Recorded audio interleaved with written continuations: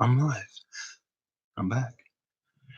That took an unexpected little twist or turn, but I did get some peanuts, so I'm pleased. I'm a little far. Okay, so these portal energies, am I right?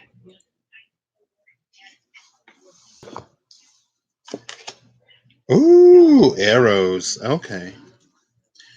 I don't know if that's necessarily lusty. K2, hello, welcome in. Hi, give me one moment to set these up, and I'm gonna keep trying to keep my shirt on and buttoned. This is a very, very old shirt, and the buttons just don't stay buttoned like they used to. Wait, did y'all get the notification today? I'm doing good. I'm doing well. K2, thank you for asking. I just had a very impromptu trip. I guess the trip wasn't necessarily impromptu, but ooh. So we got arrows, which y'all know arrows can be a little not necessarily lusty, but can be a little hot. And with the arrows energy, we have the prayers. So if y'all been praying for a little heat in this wintertime, or trying to manifest a little cozy up warmth, then oh my goodness. And then the Bardo, which is a liminal space, a world between worlds. And I'm just putting these away and showing them. And then at the top, we have the Orphan in reverse. So maybe someone's kind of sort of like finding where they belong, but at the same time, not really going there. Um, Maybe because like things are heating up a little bit, or you want to be sure it's not just lust, it's not just this. You want to make sure it'll last, right? So I think there's a part of you that recognizes it as something that you've been hoping and wishing and praying for, but you're sort of in this in-between state where with that orphan energy, it's like, the parts of ourselves that we orphan. Um, and that you now have to sort of call back. Anyway, this ain't about that.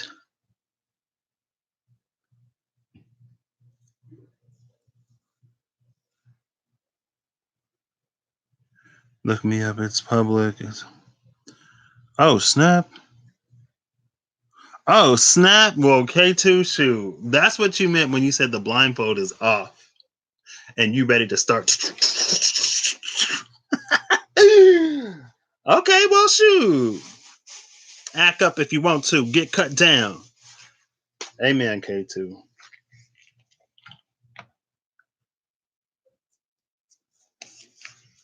I popped up in your feed. Okay. Ow.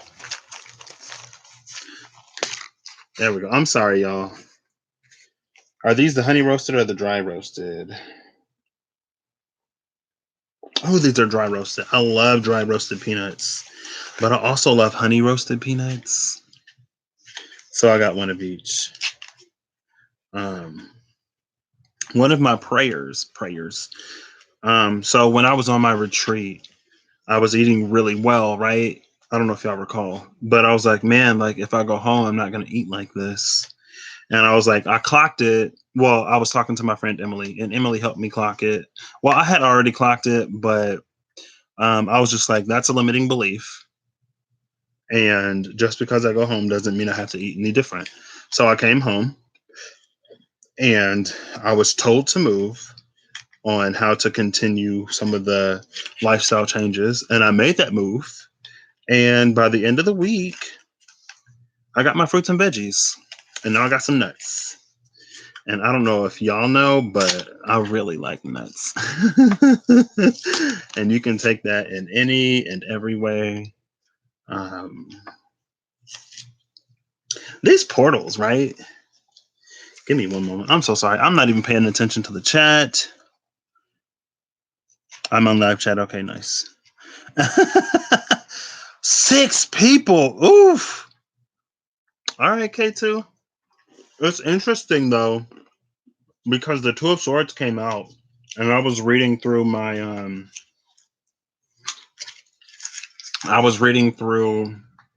my journal app where I have some readings, some dreams, and some other things, like actual journal entries. I haven't used the journal in a while. But I was looking at this time a year ago because I was talking with Miyoshi, and she was talking about how there are some readers who are like, readings that they did last year in this time during the Mercury retrograde might have actually been for this time. And I was like, well, what if like Mercury retrogrades in a certain sign are portals to the past time Mercury was in that sign? And it's like every time a planet is retrograde, it opens up a portal. So when it becomes open again, especially in that same sign, then those energies can like flow and intermingle. And in one of the dreams, I was trying to find a blind swordsman, and now K2U up here cutting folks. So interesting.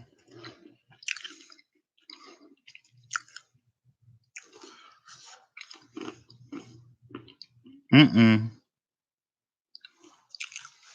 Oh wait, like, oh, you made it public. Oh, girl. Okay, all right. At first, I was confused. K2. Oh, I'm nervous. I'm gonna get you real quick.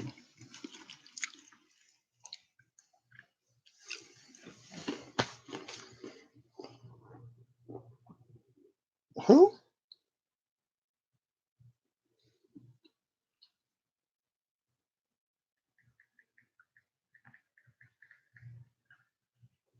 Mm-mm-mm-mm-mm-mm.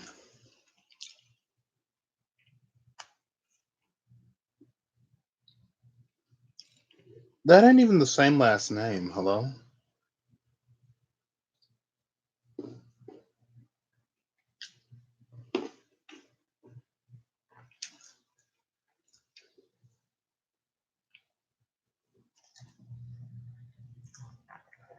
Mm-mm-mm-mm-mm.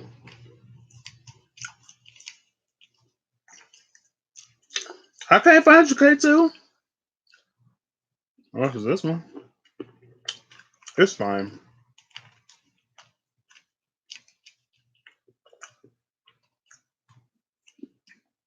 Yeah, K2. I can't find you, girl. But I'm proud of you. I don't know why I'm eating these nuts. They about to dry my mouth out.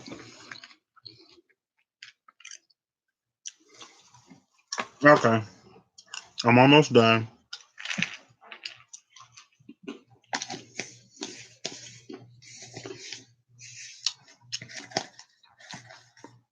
I feel like these peanuts ain't really hitting how I want them to, but I don't need a bunch of salt anyway. So okay. So why I came on today, right? Because I'm gonna read for Pisces season before the end of Pisces season.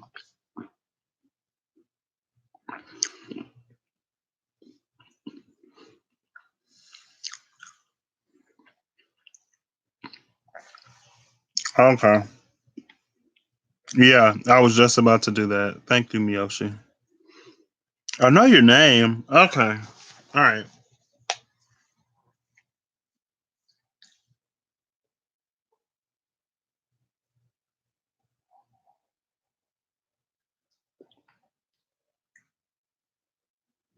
Oh, there's somebody on here with her chest out.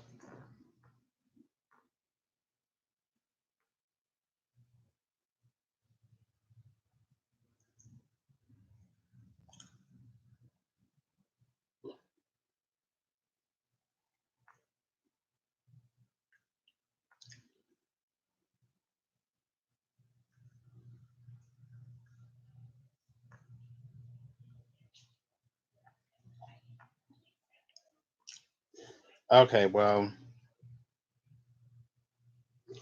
okay, so it looks like it's doing everybody.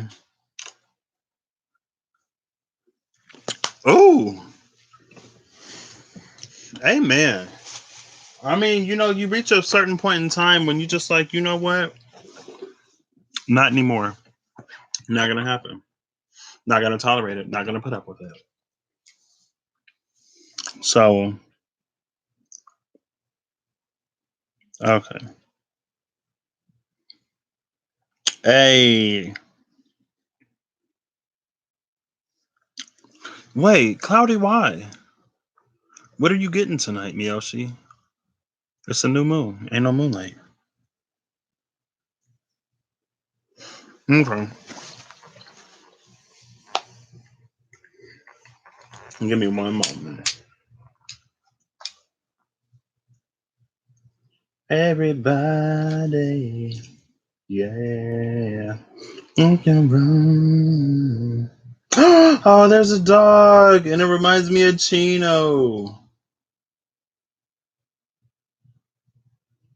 Like a little Chino. Okay, so why I came on here real quick before this is like 20 minutes long and I don't even get to what I'm getting to.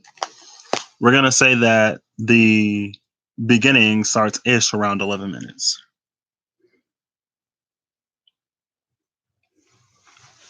Okay. Do you get anything from it?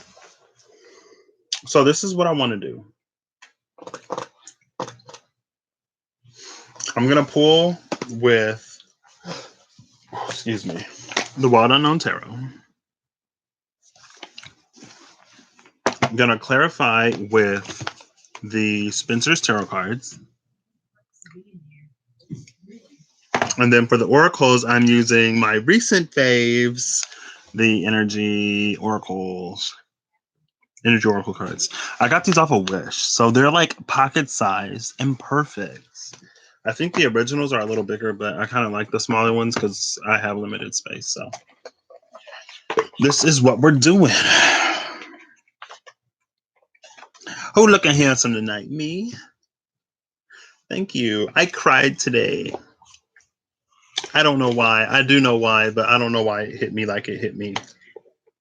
And it was so weird because, like, I was happy, but I didn't think I was happy enough to cry until I started crying. And then I'm like, oh my gosh. Okay. So I want to do a few things. But first, what I want to do is sort of like clarify. So in this Pisces season, this will be an obstacle for us, or the energy of an obstacle. I'm shuffling so well lately. Like the cards actually want to shuffle. I just saw the Three of Pentacles, so maybe some teamwork, some partnership. Potentially. I don't know if it was upright or in reverse, but let's see. What is an obstacle for us in this season? This will be broadly, energetic. Okay, they're already out. So, oh, this is a whole story. So in the space of the obstacle, we have the Eight of Wands in reverse. So if we're looking for communication on something, this is an obstacle again. If we're looking for communication on something, it might be a little slower than we expect for it to be, especially with retrograde taking up like half of the Pisces season, right?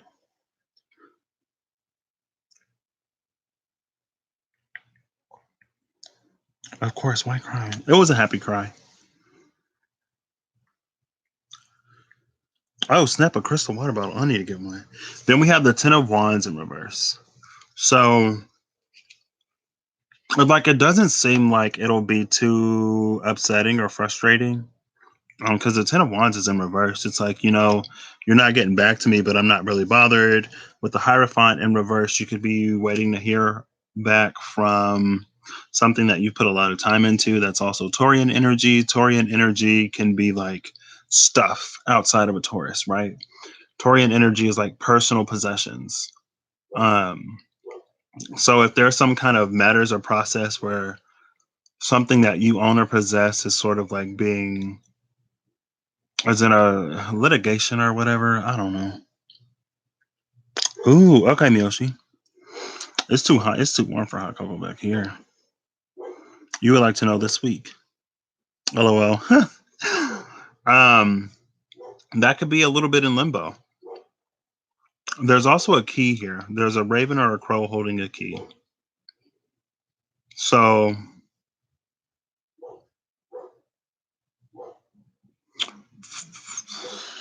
I don't know. Oh, the Three of Pentacles came out in reverse.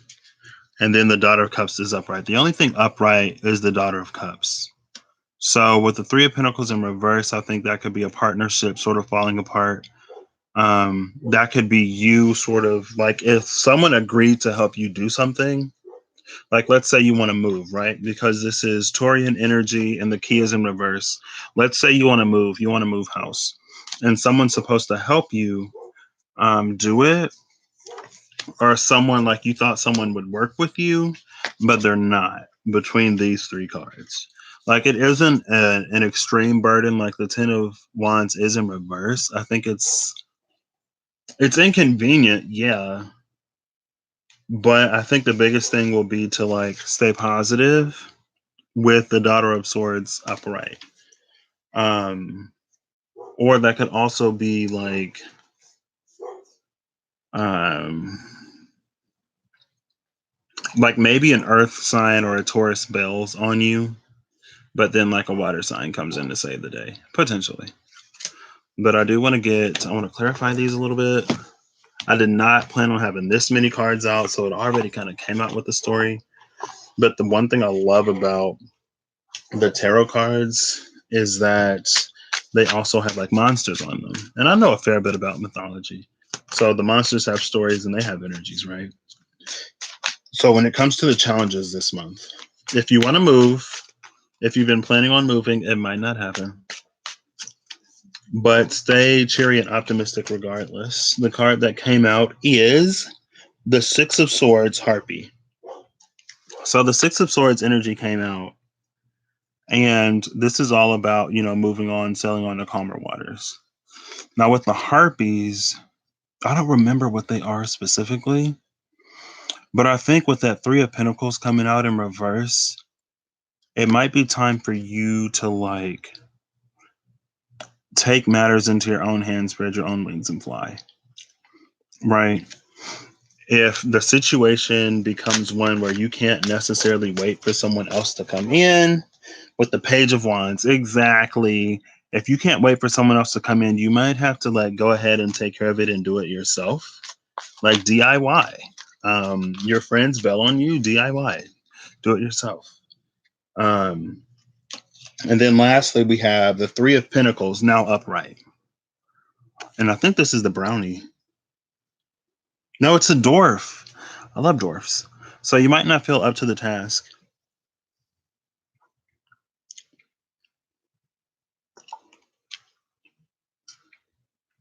Potentially, because there is a Six of Wands, the Page of Wands. There's the Six of Swords, the Page of Wands, and then the Three of Pentacles. So one Three of Pentacles is in reverse, and another Three of Pentacles is upright.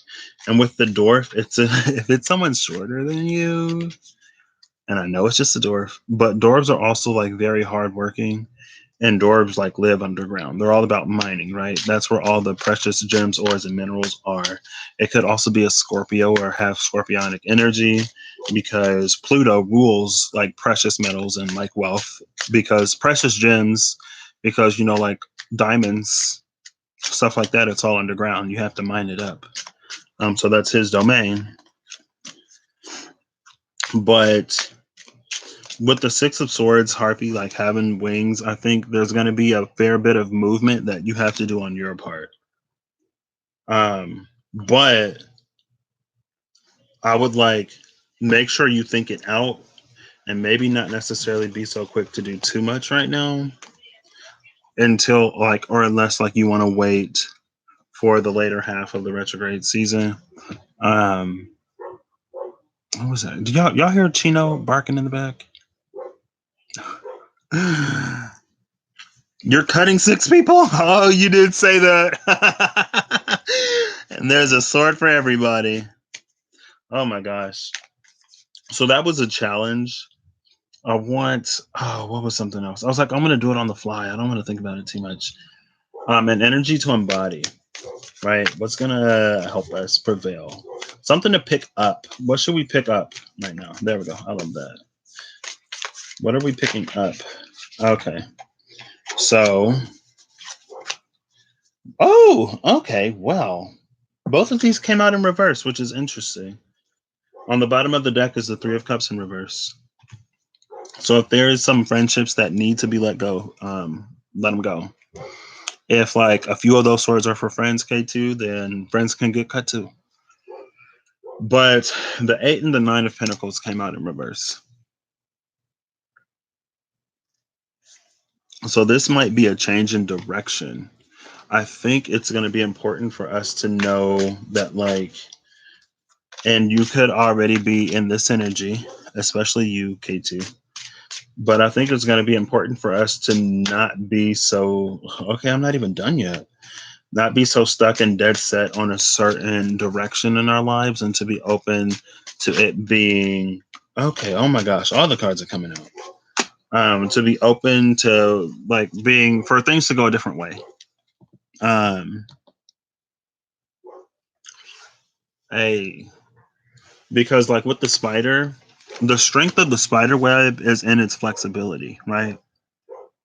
Like, they blow in the wind, like you step into spider webs and you don't even realize it. Like, that's where their strength, not their strength, but that's like their strong suit, right? They're very delicate but very strong. And I think there's a flexibility here in maybe work, potentially work. But maybe not. It's just like, if there was something that you gave a lot of time and effort to, it might be time to be more flexible on maybe how it comes about or how you get there, or maybe the end destination in general. And maybe you've only been on this certain path for so long because it was supposed to get you so far. And with this 9 of Pentacles, I think this in reverse also, I think it's for you to have a certain trust and faith in yourself, and a trust and faith in your ability to get done whatever you need to get done. Because I think a lot of times when we resist change, some of it is like comfort and contentment, but also a little bit of it could be fear and, like, what if I'm not as successful? What if I can't do this? What if I can't do that? I think it's going to be testing you, or you're going to find out how tough and sturdy and stable you actually are. Because these are pentacles, right? It's the suit of earth. Earth is very grounded, it's very stable, it doesn't really move too much. Um, it is different depending on the season, right? Because in the wintertime, it's colder, so it's hard. In the springtime, there could be a lot of rain, so it's wet and it's more, that's when it's the most able to accept a seed. When it's summertime, it kind of dries out a little bit, so you might get a little crusty. And in the fall, it's just like, I don't know, what is it in the fall? You don't like spiders, me either. 20 years, oh my gosh. Oof. Well, y'all know that they say spiders are, in some cultures, they're good. Don't ask me specifically, um but yeah, so I think there's going to be, you're going to find out that you can stand the test of time. So have more faith in yourself. I think one of the things to take into the season, or to get out of this, is to have more faith in yourself. And the strength that you show, it'll be like, it speaks volumes. So these cards came out while I was just talking about it. We have the Hanged Man, the Knight of Pentacles, and the Five of Wands. These two popped out first. So with the Knight of Pentacles, it is the warrior. The warrior is battle hardened, right? The warrior has been through many fights, and it's a Knight of Pentacles. That's why he can afford to move a little slowly, a little more slowly, because he knows that, like, he's so seasoned and accustomed to battle that, and he knows his domain so well, because I don't see him going out to, like, cause problems. I think it's more of a defensive energy, and he knows his territory so well that, like, he knows his territory and his enemies. And so he's like, okay, if they're gonna try to attack me at a spot where I'm weak and vulnerable, the attack is gonna come from there. And this can also be with people, right? Because if we have people in our lives who are more spiritually unaware, or not even if they're spiritually unaware, if they're spiritually vulnerable, then the enemy and devil energy can attack us through them if it can't get to us itself. right? So it's like, you know, if I were going to get attacked, it would come from this direction. And so you don't have to move. You don't have to go out and fight, but you can just stand there and wait. And when it comes, you have a sword for it, right?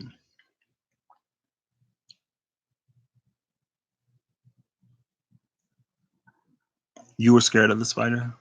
I did ask you that question, Miyoshi, and I'm trying to remember why. I don't even remember why I asked it. I don't know if I told you, but I kind of remember asking it. I was like, "Are you afraid of change?" What cards came out? I don't know. But then the next card that came out is the Minotaur, right? And the Minotaur, in some ways, is like half man, half bull. It can be. It isn't really, but it's like some kind of bull thing. And it's funny that we have all of this earth energy, even the Knight of Pentacles. A lot of this is Virgo energy, though. And y'all know Virgo energy is like hermit energy. Virgo energy is extremely analytical, but it's like practical analyticalness. It's like analytical over like whether something is practical or not. And like it's also about purity, right? And cleansing. Um and then we have this Minotaur here, the Hangman, which is an imp. Why did I say this was a Minotaur? This is an imp. But at first I thought it was a Minotaur, and I was gonna say, you know, the Minotaur is like Taurian energy. And it's a bull, but it's more mobile. It's a bull with like some kind of tact. But this is an imp. It's a hangman. So I feel like imps are known to be like little. This is like petty distractions. This is little things coming up because like imps poking pride at you. Oh, you're scared of change. More the tower moment that's about to happen. Okay, got you. So with this, I feel like in this season, in this Pisces season, and I think that's the end. That's why this is like not really active, right? Because it's like you can sort of see it coming just by the little things that are happening. And where was it like petty? Oh, I just pulled it. It's just like little things happening. It's like nothing catastrophic, but just like being annoyed by some things. And then with the Five of Wands and the Chimera, like the Five of Wands is a lot of contention, and the Chimera is it's an amalgamation of different creatures, right? So it's like you're getting some over here, you're getting some over there, you're getting some from your mom, you're getting some from your best friend, you're getting some from your sister, from your cousins, from your brothers, from your uncles, from your aunties, and it's like none of it is necessarily like overwhelming in itself, but you're just like what is going on? And then with this Eight of Pentacles in reverse and this Nine of Pentacles, it might be time to like, if this is about people, it might be time to like distance yourself a little bit where like you don't allow it to affect you as much, if that makes sense. So you might not need to get like physical distance, but it's like, you know, I love you, but I'm not going to let you affect me and I'm not going to let you bother me. And just because you can't see where I'm going doesn't mean that I can't see where I'm going. And I think there's going to be a part of you. I think this is like a bit of like recalling your own power, because when you trust someone's judgment in something, it's not bad, but there's a little bit like there's at least consideration that they get, right? And it's like it's going to be up to you to stick to your vision of the future, but to also allow that to manifest in a way outside of how you initially planned or thought. And so if you're encountering a lot of like, and I believe I've talked about it on my channel before. Yeah. So it's like I think I've talked about it here a little bit before, but it's like, if you're encountering a lot of resistance, maybe it's time for you to move. And it's just like, it's stuff telling you like you don't belong here. Like you've overstayed your welcome. It's time to go. It's time to grow. It's time for a change. And you might be fighting it yourself, or you may be feeling called to do something differently, but you're not doing it. And then you're like encountering all these problems, and you're like, I don't know why, like, I'm encountering all these problems. I think there's a bit of friction. It's like the space around you, it's closing in on you. And it's like if you have a balloon and you don't pop it, please don't pop anybody. But if you have a balloon and you squeeze one side of it, like when you do that, since balloons are elastic, it like pushes it out of that space, right? I don't have a balloon, but y'all can imagine. And you feel called to move, then move, girl. And like if you're in a moment where you're experiencing like no matter what you try, things just don't seem to work out, that's because like you're not supposed to stay in that space. So like if there's a superior knowledge and authority, why would they allow you to get rooted in a space that you're not supposed to be in anymore? Why would they allow you to be comfortable in a space that you're not supposed to be in anymore? You know what I mean? Um, Now I'm not necessarily saying this is the time, but sometimes a lot of like little distractions, sometimes it's to get us to actually do things like that. Like I know for sure.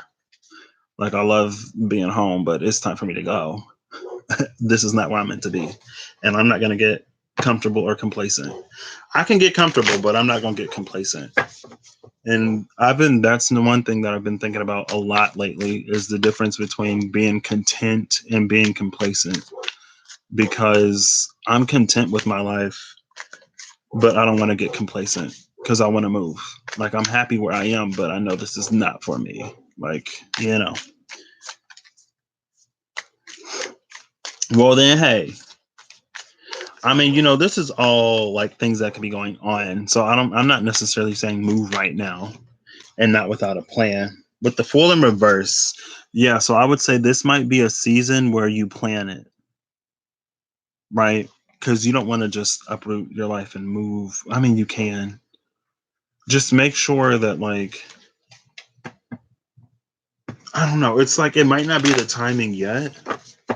And in the day and age now, like, you can do things before you move, right? Or you can look at places, you can look at neighborhoods, you can even look at jobs, like a lot of stuff that you like. I feel like back in the day, you just kind of like, show up somewhere and then go looking and hunting. But now you can do some of the hunting before you move. So maybe it's like, do a lot of the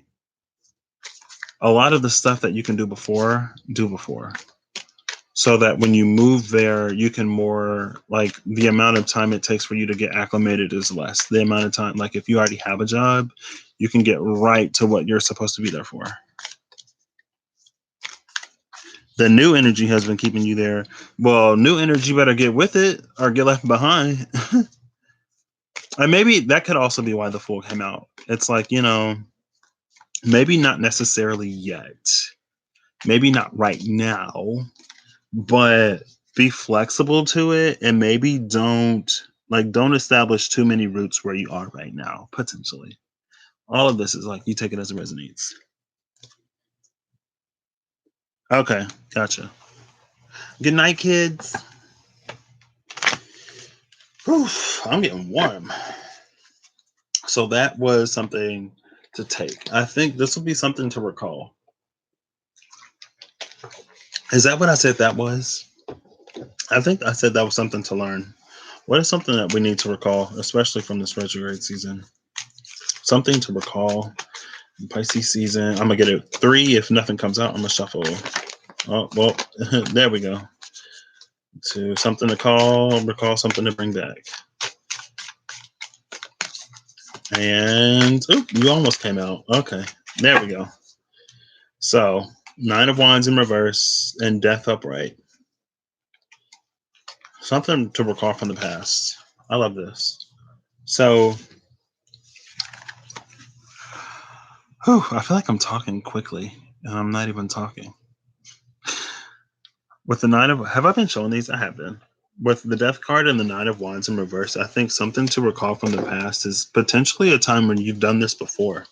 Like, if you've packed up your life and if you've moved before and things didn't necessarily pan out the way that you thought they would, so you ended up back home and you feel like, the same thing is going to happen where you're going to end up at square one again. First of all, let that go. But if that's a fear that's on your mind, I think it's time to put it to bed. Because I feel like you've done something like this before. And you have the strength in the past, and you'll find the strength again. It might be frightening and terrifying and a little bit scary, but it is what it is. Oh, I love it. Clarified by the Four of Wands and three cards again. The Four of Wands, the Eight of Cups, and the Six of Pentacles. Four of Wands fairy.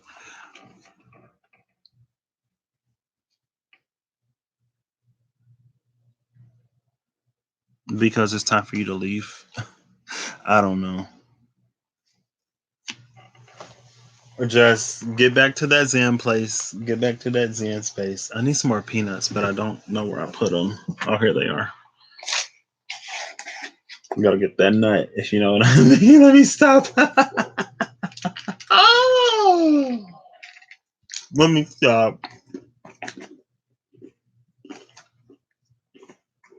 It's like I told you, girl. There's gonna be little petty things that might start to see. Like, imps are only annoying if they don't poke in the same spot. Because if the imps poke in the same spot, eventually it's going to start to hurt because it's going to get tender. Right. Or that. um,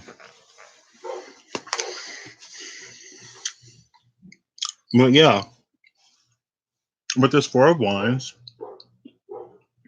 I think the Four of Wands is about celebration. I'm getting manifestation energy out of this. Can y'all hear Chino barking?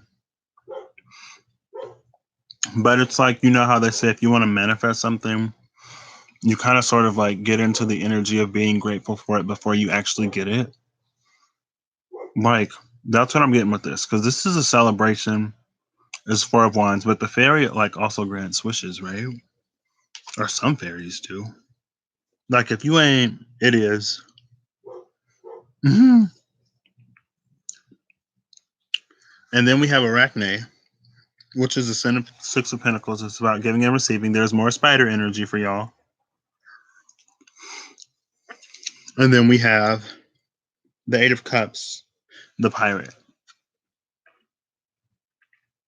This is about moving on. So with all of these, I think like if there was a time in the past where you were sort of chained or bound to something and you took what was yours,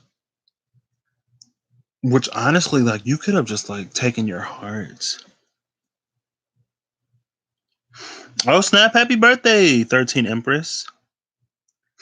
Happy 223 B day. Welcome.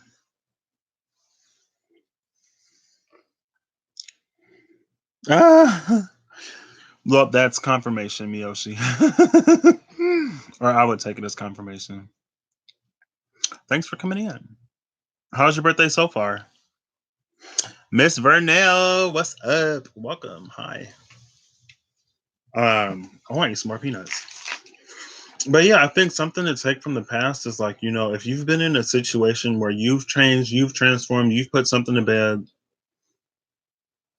and it's almost like, before things got too bad, you put a stop to it because the Nine of Wands came out. but it's in reverse, right? The Nine of Wands upright is about like victory, right?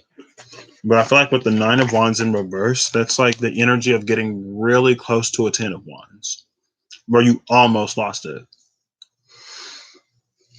And so, whatever you did in that situation and scenario, whatever energy you embodied to get out of that, get back in it and apply it to where you are now. Because it's almost like you've done this before. Like, I don't know why it's taking so long. Like, you've done this before. I don't know how you've forgotten. Um, Glad. I'm glad to hear that it's going well. Pisces season. Shout out to us Pisces. Um,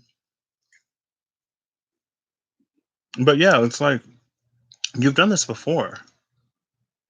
You might not remember, but you've done this before. You've gone through this before. You can do it again. And I feel like you might be called to do something that you haven't done in a long time. Like this bird is dead. You might be stuck for a long time. And you've been in the space that you're in for so long you don't even know if your wings work anymore. But they do. I can assure you that your wings still work. And I wanted to do one more thing. I wanted to do at least four. But what else is there? When I approach something, right, I'm like, what is the challenge? What am I supposed to learn? What like do I pick up? And what do you leave behind? Yeah, let's do something that you're supposed to leave behind.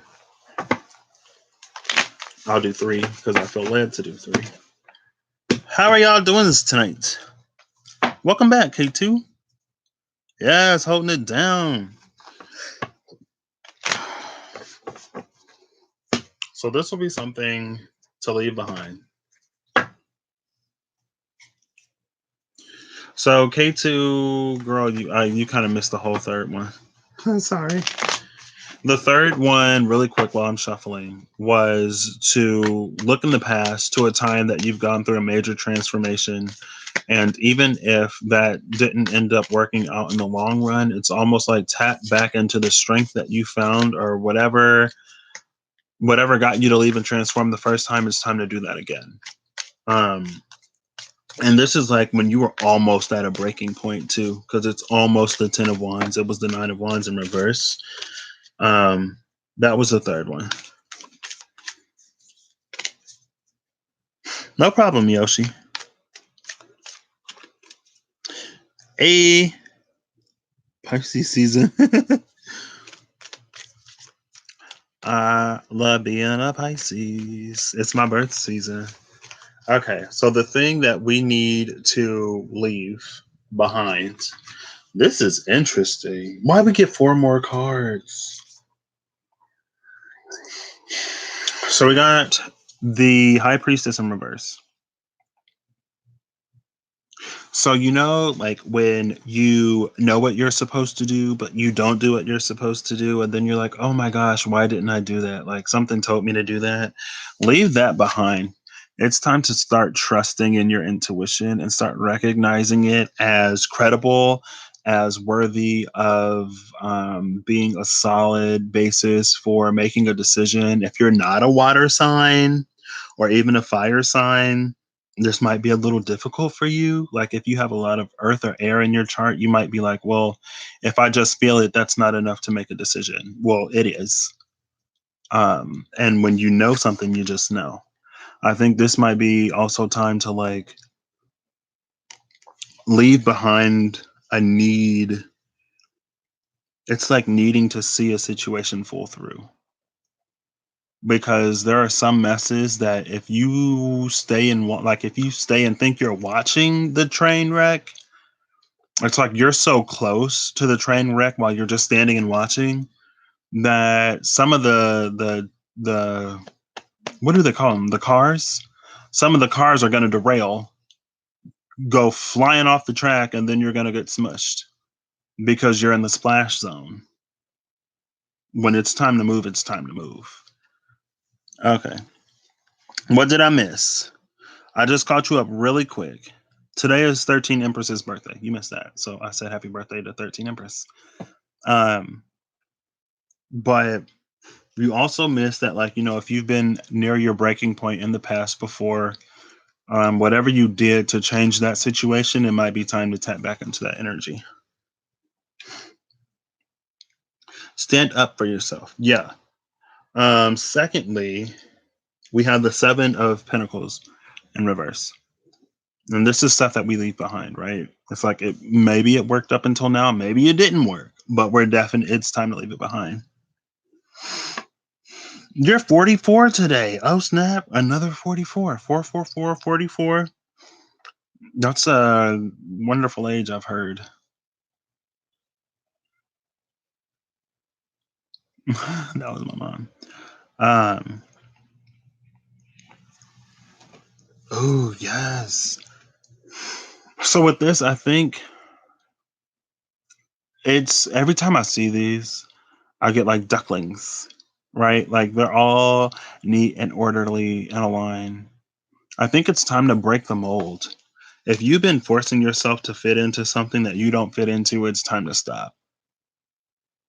And if your intuition is telling you, girl, why are you still doing this? Dude, like, why do you keep doing this? You're not happy. You know this isn't for you. You know you're bigger than this. You're born to be a mold breaker. You're born to do something new and do something different. You're born to show the people in your family, your friends, and your immediate surroundings and area that more can be had, more can be achieved. Right? Yes, I'm glad to hear it, K2. You wore red for your brunch? Oh, snap. I love it. Next is the Son of Pentacles. I think the Son of Pentacles is very diligent. I feel like the Son of Pentacles would be an energy that can work really hard for someone else, that will give his all to and for someone else, but will let himself suffer. Like this is almost workaholic energy. Um, and I feel like this isn't like the cup suit, but I feel like as much as you tend to and care to others, it's time for you to do it for yourself. Like it's time to stop overextending to the point where you're exhausting yourself. And you see this moon is being eclipsed by a pentacle. If and then look, the moon is being eclipsed by a pentacle, and then we have the high priestess and the seven of pentacles in reverse. If you're putting pentacles over everything else, it's time to stop, right? Because at the end of the day, pentacles they only matter so much. Don't allow a pentacle to keep you from doing what it is you know you need to do. This might also be valuing the opinions of your family and your friends more so than like your own internal guidance. Like this is all the same story basically. Um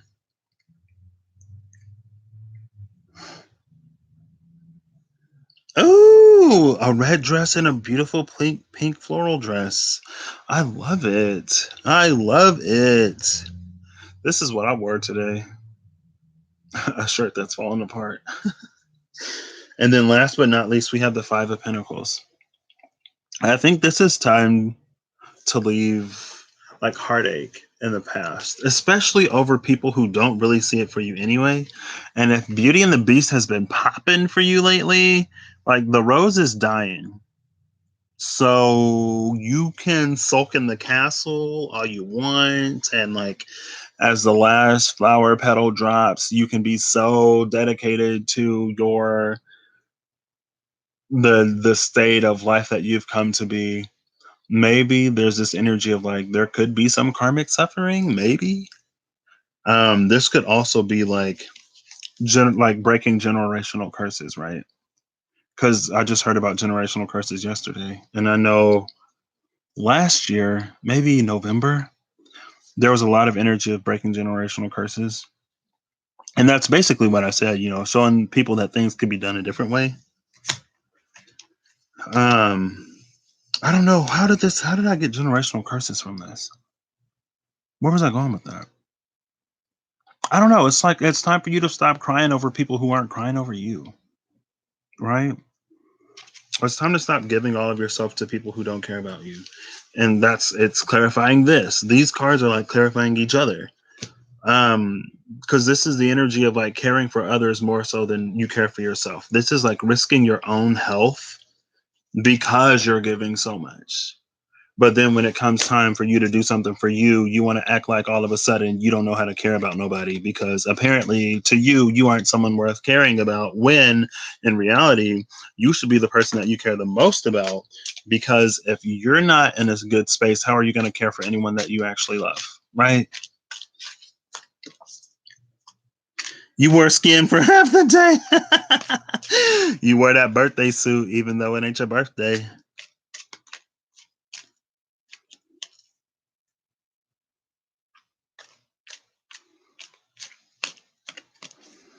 I mean, shoot, that's what I would do, K2. Take a break, take a vacation. I'm waiting for a vacation. Oh, Miyoshi.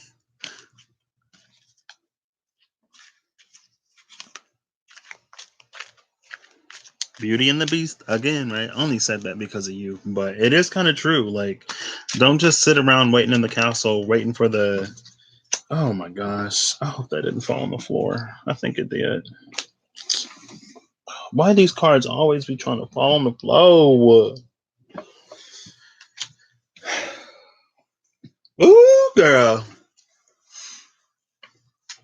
Yeah, it's like, oh, that's what I was doing. That's why. Because in Beauty and the Beast, the flower is wilting basically because of karma. So I think there was a certain amount of maybe suffering that you had to go through to right a karmic wrong. But it's almost like you've served your sentence and the cage is open now. You don't have to sit in the cell. Right? Especially with like justice is the card that fell on the floor. We have justice here, and justice is the Valkyrie. The Valkyries are the energies that come back and like take. Well, they're fighters, right?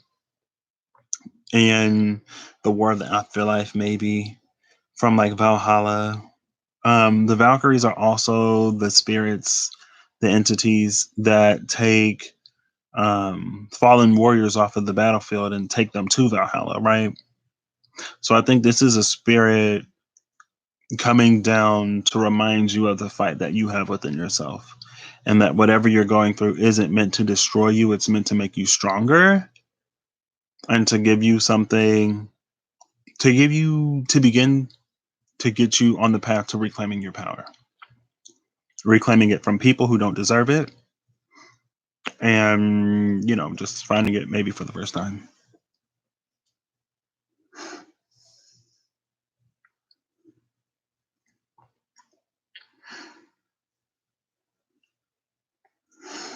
Ah, thank you, K2. um oh, it's a whole story, Miyoshi.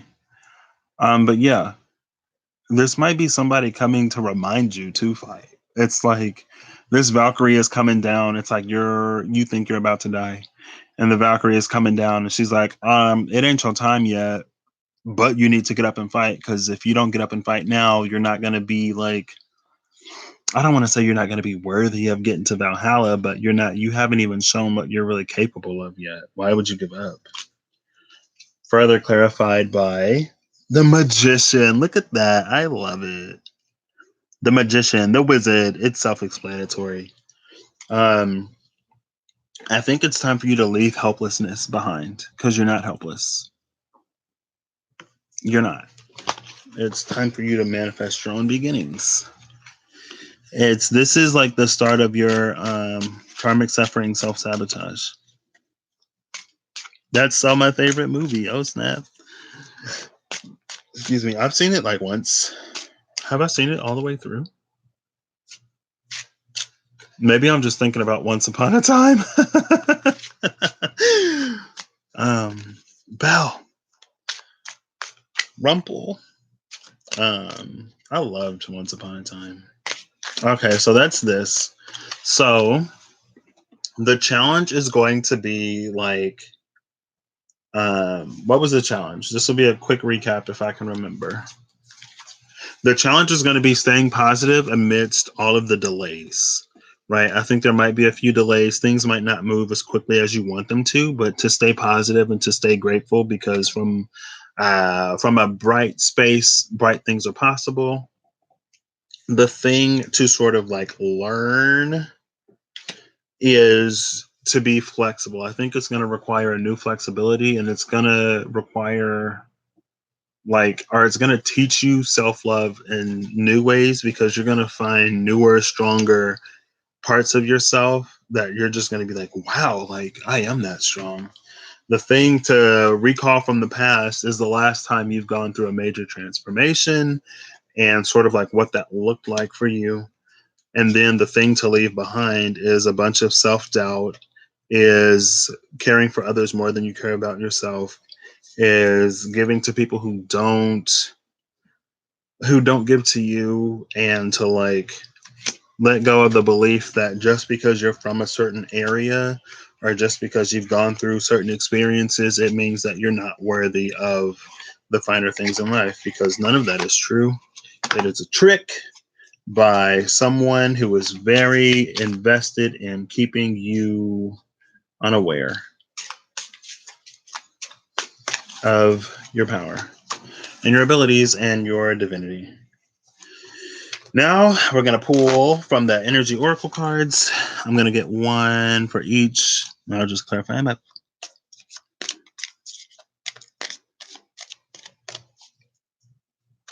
You're going hermit mode for a week. Yeah, I forgot about that. That came up here because we have the 8 of Pentacles, the 9 of Pentacles, and then the Knight of Pentacles, and all of those are Virgo energy. So yeah, girl, and if you go MIA, take that break.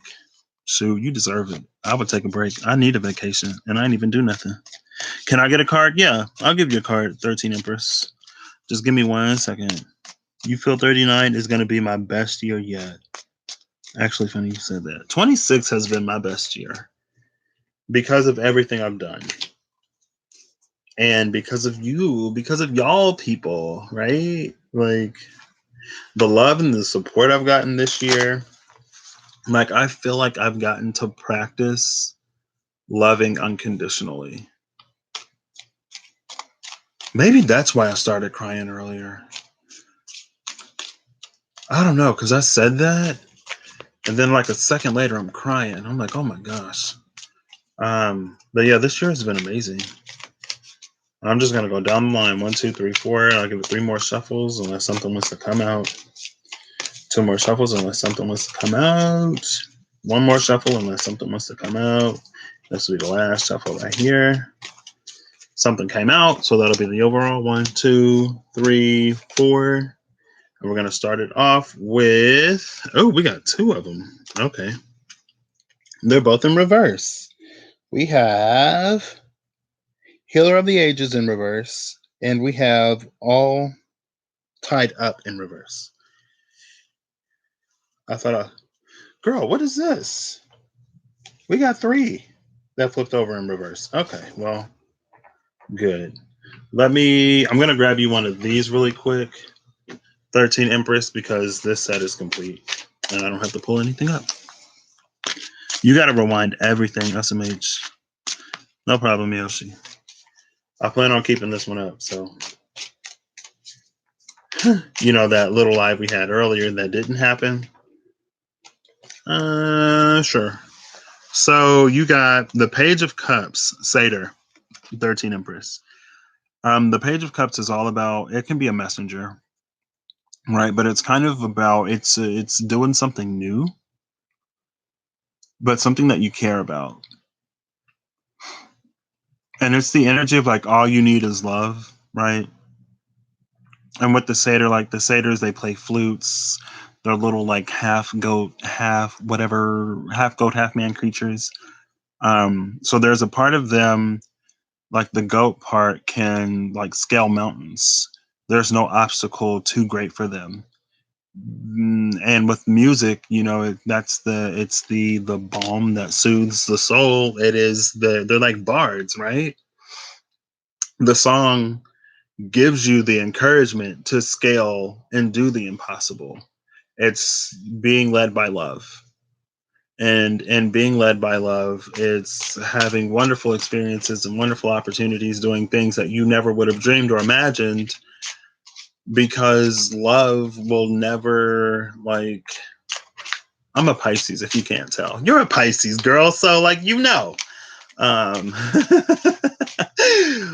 but it's like, there's this cure all ability. There's a courage that you get from it to go beyond and to do and be more. And so be open to it.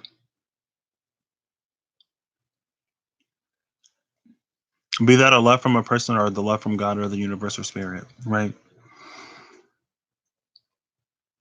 Be that earthly or heavenly love. Be open to all of it. Excuse me, and that's what I got for you, 13 Empress. I hope that does something. Um, yeah. Okay, so let's get back over here. So we actually have 3 cards in reverse. We have Caring Connections. Darn it. Caring Connections in reverse. Healer of the Ages in reverse. All tied up in reverse. I think if there's if there's a relationship that we kind of sort of had in the past that we are finding out was not for our higher or highest good, with the Healer of the Ages in reverse and all tied up in reverse, I think it's time for us to love and heal ourselves, to love ourselves enough to separate and to be open to the healing that comes afterward. Because whatever bound us to these people, 3 more, whatever bound us to those people and tied us to those people, okay, K2, I got you. Whatever bound and tied us to those people, like, is no longer binding and tying us to them. At this point, it's all choice, right? It's all choice. And I think some of us are going to be choosing to go our separate ways with some people. And it's going to require, I think it's going to show us a level of healing that we didn't even know that we had reached. Because in order to leave this situation, even if you're like devastated after or while you're doing it, like, to actually leave takes a fair amount of healing, right? Because that requires you to look at why you stayed in the situation for as long as you did. Especially if someone's like, we've already been together this long, why can't we just keep going? And then you're like, well, because it's not working. And it hasn't been working for a long time. And just because I've been here for a while does not mean that this is where I stay. Like, I'm not going to die in this cell. Hello? Um, but yeah, anyway, I think you're a lot freer than you think. And you've healed a lot more than you think you have. And something that was once sweet may have gone sour. I'm going to look at these 3 real quick, K2, and then I'll get to you. So now we have adjacent possibilities upright. We have deceit in reverse.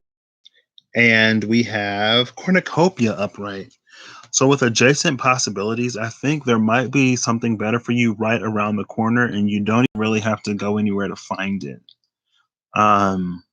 There's an avenue. It's like if you switch lanes, it's like there's an exit coming up, and all you have to do is switch lanes. And the exit, like a few miles down the road, but you could switch lanes now and coast until you get to the grand exit, or you can stay in the lane and then like either miss the exit or like swerve into the lane at the last second and hope you don't cause an accident. But yeah, with the seat in reverse and cornucopia upright, I think you're beginning to see the truth of a situation, and you're beginning to accept the truth of the situation, and that's a piece of the healing that you've also done. Okay, now I'll get you a card, K2. Show me what I need for K2. I can't hear out my right ear. Still? Give me a card for K2. What does K2 need to see? I want to pull 3 cards for you, K2. I'll give it 3 shuffles and then pull 3 cards. Excuse me. I'll just put that in there.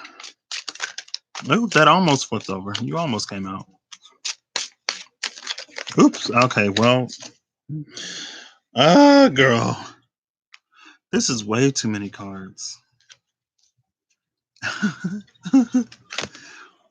I'll give you 3 cards and then like 10 cards comes out. But I did say I'm looking at all the cards today, girl, so buckle up. And this one fell on the floor. The 10 of Wands fell on the floor, Dragon. So done with that. Which is great. I love it. I think that was the only card that fell on the floor.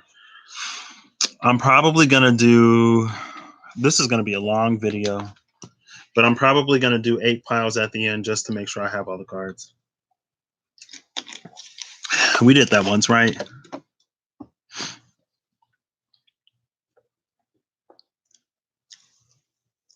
Can you ask if I can eat a piece of chicken? Girl, if you want to eat it, like, why would you not? Unless, like, you know, I mean, I already got some cards out for K2, but I'll just pull you this one. Can you eat a piece of chicken? Oh, 6 of Wands, Gollum. I don't know, girl. Maybe pass on the chicken. Maybe. Because it's the 6 of Wands. Like, that's encouragement. Like, that chicken ain't that good, girl. Keep on doing it. You already didn't stopped eating chicken for this long. You good. So, no. No, don't eat the chicken. Stay strong. That's what that card is telling me to tell you. Stay strong. Okay, so K2. The first 4 cards I have for you, K2, are the first 3. Is the 4 of Wands, the Ace of Swords, and the 9 of Swords. So you have the Fairy, Quetzalcoatl, and the Basilisk. I think this is like celebration. Celebration's ready to be had. Ace of Swords, I feel like that's you taking up your power. That's you deciding that you've had enough. You coming to your truth and you like expressing it, externalizing it, and doing whatever needs to be done. And with the 9 of Swords, together, these make 10 swords, right? So you're putting things to an end because you've come to a space of recognizing who you are and what you want. And you're not going to stay, like, you're not going to allow things to keep you awake at night anymore. You're not going to allow your life to be on hold or on pause anymore. Because you're like, you know, I've stayed up, I've had enough sleepless nights, and I've cried myself to sleep enough. I'm not doing this anymore. And then with the 4 of Wands, I think it's time for you to like I know like you're on the rampage right now, but just like, you know, it's worth celebrating that you're actually like doing something. No worries. I'll never know. Okay, so next is the next week for UK2. We have the 6 of Swords, Harpy, the 8 of Wands, Hydra, the 9 of Pentacles, Frankenstein, and the 4 of Cups, Ghoul. We got another 4 and another 9. Interesting. So with the 6 of Swords, this is, you know, it's going on to higher places. This is like you finding your wings and flying. With the 8 of Wands, this is you. I think like I'm almost getting an energy of like a lot of people trying to talk you out of it, or people trying to tell you that you're crazy or something like that. It's like I'm crazy for wanting better for myself, but I'm not crazy if I stay in a situation where I know I'm never going to get happiness. Like, you know what sounds crazier to me? Staying in that mess and expecting to be sane. I'm sorry. Um, then with the 9 of Pentacles, I think, you know, this is you being self-sufficient. It's the Beyonce card. And in this deck, it's Frankenstein. This is you putting yourself back together. You are Dr. Frankenstein and you are your own creation because you have the power to be whoever you want to be. And then with the 4 of Cups, Ghoul, I think it's time for you to like, I think you've had some emotional distance from this situation for a minute. And like with the ghoul, it's like this thing is already dead, but it's up and it's shambling around like it's not, like there's nothing you can do. The situation is already over. 10 of Wands, I've had enough. I'm not going back. And if you try to approach me, like you'll get burned to a crisp, to a cinder. So this is like Maleficent, but not a bad Maleficent. Like you can become the dragon because you're not going back. Like it's like you were a caged bird, or you thought you were a caged bird, but then you realize that you're like a mighty dragon and you broke that cage and you're like breathing all this fire and you're like, come at me. Like it's just you like talking, but the words are like fire. It's like, come at me if you want to. I got my swords. I'm ready to cut anybody, everybody. Anybody can get it today. Rated E for everyone. Um, Play me if you want to. Okay. Oh, and then so the last card I got for you, K2, is the Phoenix, the Sun. I just wanted to shuffle these up a little bit before I put them back, but Phoenix, the Sun is the last card. Rise from the ashes, girl. You are reborn. You's all right. You's all right, K2. Rise from the ashes. You know, clarity in life. There's a warmth to the sun and all that stuff. Okay.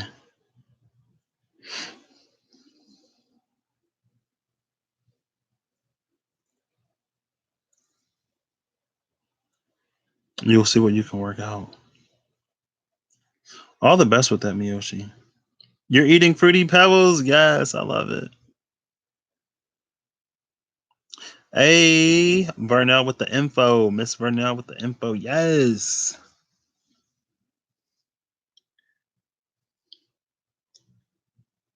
There you go.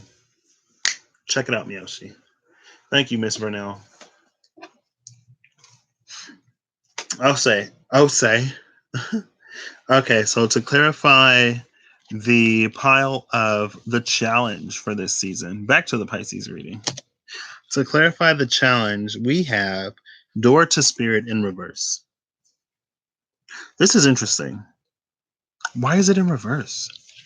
I think in this time, some of you might feel a little bit.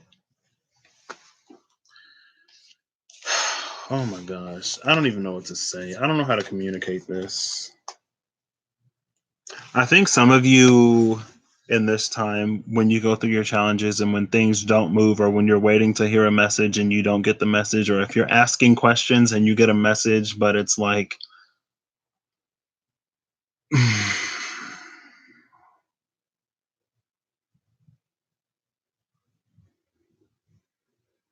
I don't even know how to communicate this.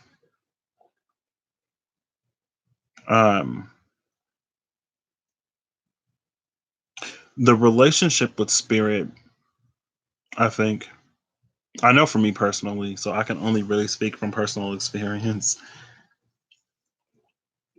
But like I've said on here before, it's like, things have changed. It's less dense. Things have kicked up a notch. We've gone up a level. And it's up to us to ascend to get the same sort of like I know what I want to say, but oh my gosh. Perfect. I'm on the right path. Yes.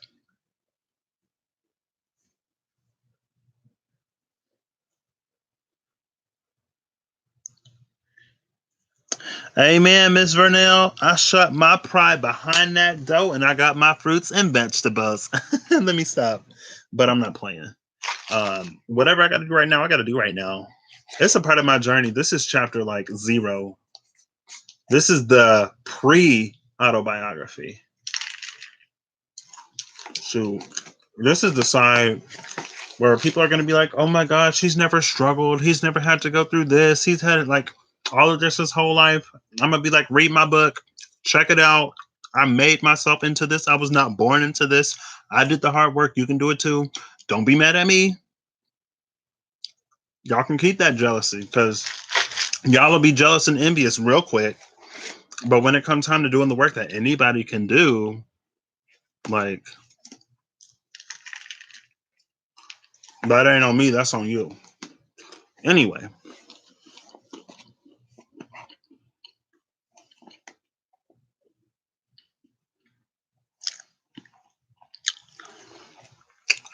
oh my gosh, K2, girl, you literally just said the dragon. You literally just said that. And then the card came on the floor. It fell out on the floor. I'm shook. I forgot about that. Okay, all right. So with the door to spirit in reverse, honestly, it's time for y'all to level up. I don't know how else to say it. Um, I just feel like, and I don't mean it in a condescending way, but it's just like things have changed. Things are different. They're probably not going to go back. Once you get acclimated and accustomed to the new energy, you're not going to want them to go back. It's like, we're coming into our own autonomy. We're being given the keys to the car and we're being led to drive. And if you got the keys to the car and you're sitting in the passenger seat because you've been letting spirit drive and make all of your decisions for you, no tea, no shade. I'm pulling cards.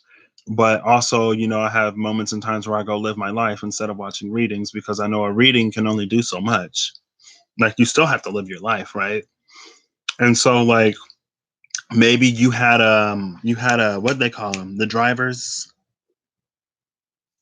Do it start with the C? Oh, what is the word? Y'all know what I'm talking? A chauffeur. Maybe you had a chauffeur before, and you're used to having a chauffeur, but you've got the keys now, and it's time for you to drive your own life. So if you just sit in the passenger seat and you're waiting for messages from spirit, and you're not moving, it's because you have the keys. Like, it's time for you to drive. That's why you're not moving, and you can sit there and you can wait. Like, I was going to the bathroom earlier today, and I was like, that song "Sit Still, Look Pretty" popped into my head, but it was like, "Sit pretty, look still." So you're sitting pretty, and you're looking still. They're like, "Is she alive down there? Is he alive? Is that a doll?" It's like, you're sitting pretty, and you're ready to go, and you're so excited, and like, you're not going anywhere, and you're like, "Okay, like, I'm ready to go." Like, why am I not going anywhere? And they're like, "It's because you have the keys now. It's time for you to drive." Who is this? Is this my mom? Oh, snap his chat. But yeah, we have the keys now. So, like, the door to spirit is not closed, but you don't have a chauffeur anymore. Like, in the past year, at least, I've only been awake or woke for a year, so I can only speak to the year that I've been awake and woke or whatever. But like Heart of Inspiration has been saying, it's time for us to be spirit led. It's time for us to learn how to drive. Those are the tests. You had your test to get your permit, and then you were driving a little bit, but you were driving and you had to have somebody there, so they were kind of driving if you've been super dependent. And it's like, you had your driving test and you have your license now. And they're like, "I'm not driving you anywhere anymore. You have your license, you have the keys. I literally just got you a car. I didn't get you a car for me to drive it. Why would I do that?" Anyway, yeah, that explains it. I was like, I don't know how to explain this. You have the keys, you got to drive, basically.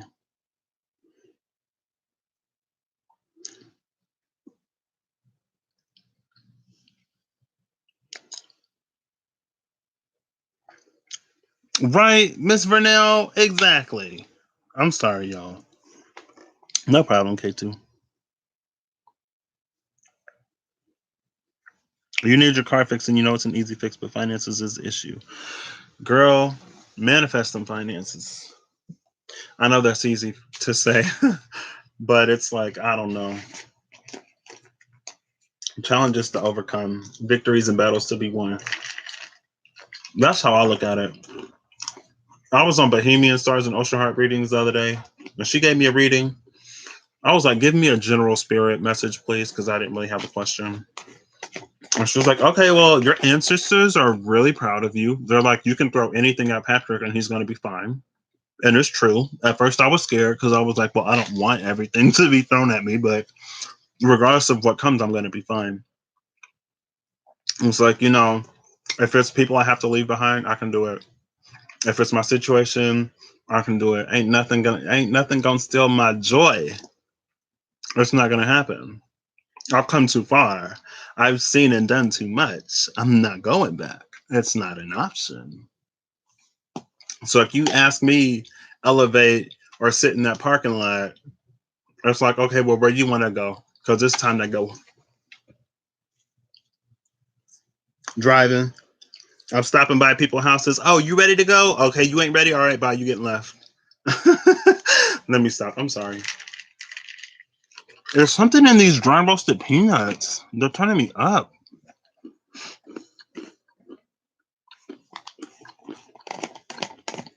Oh, snap, Miss Bruno.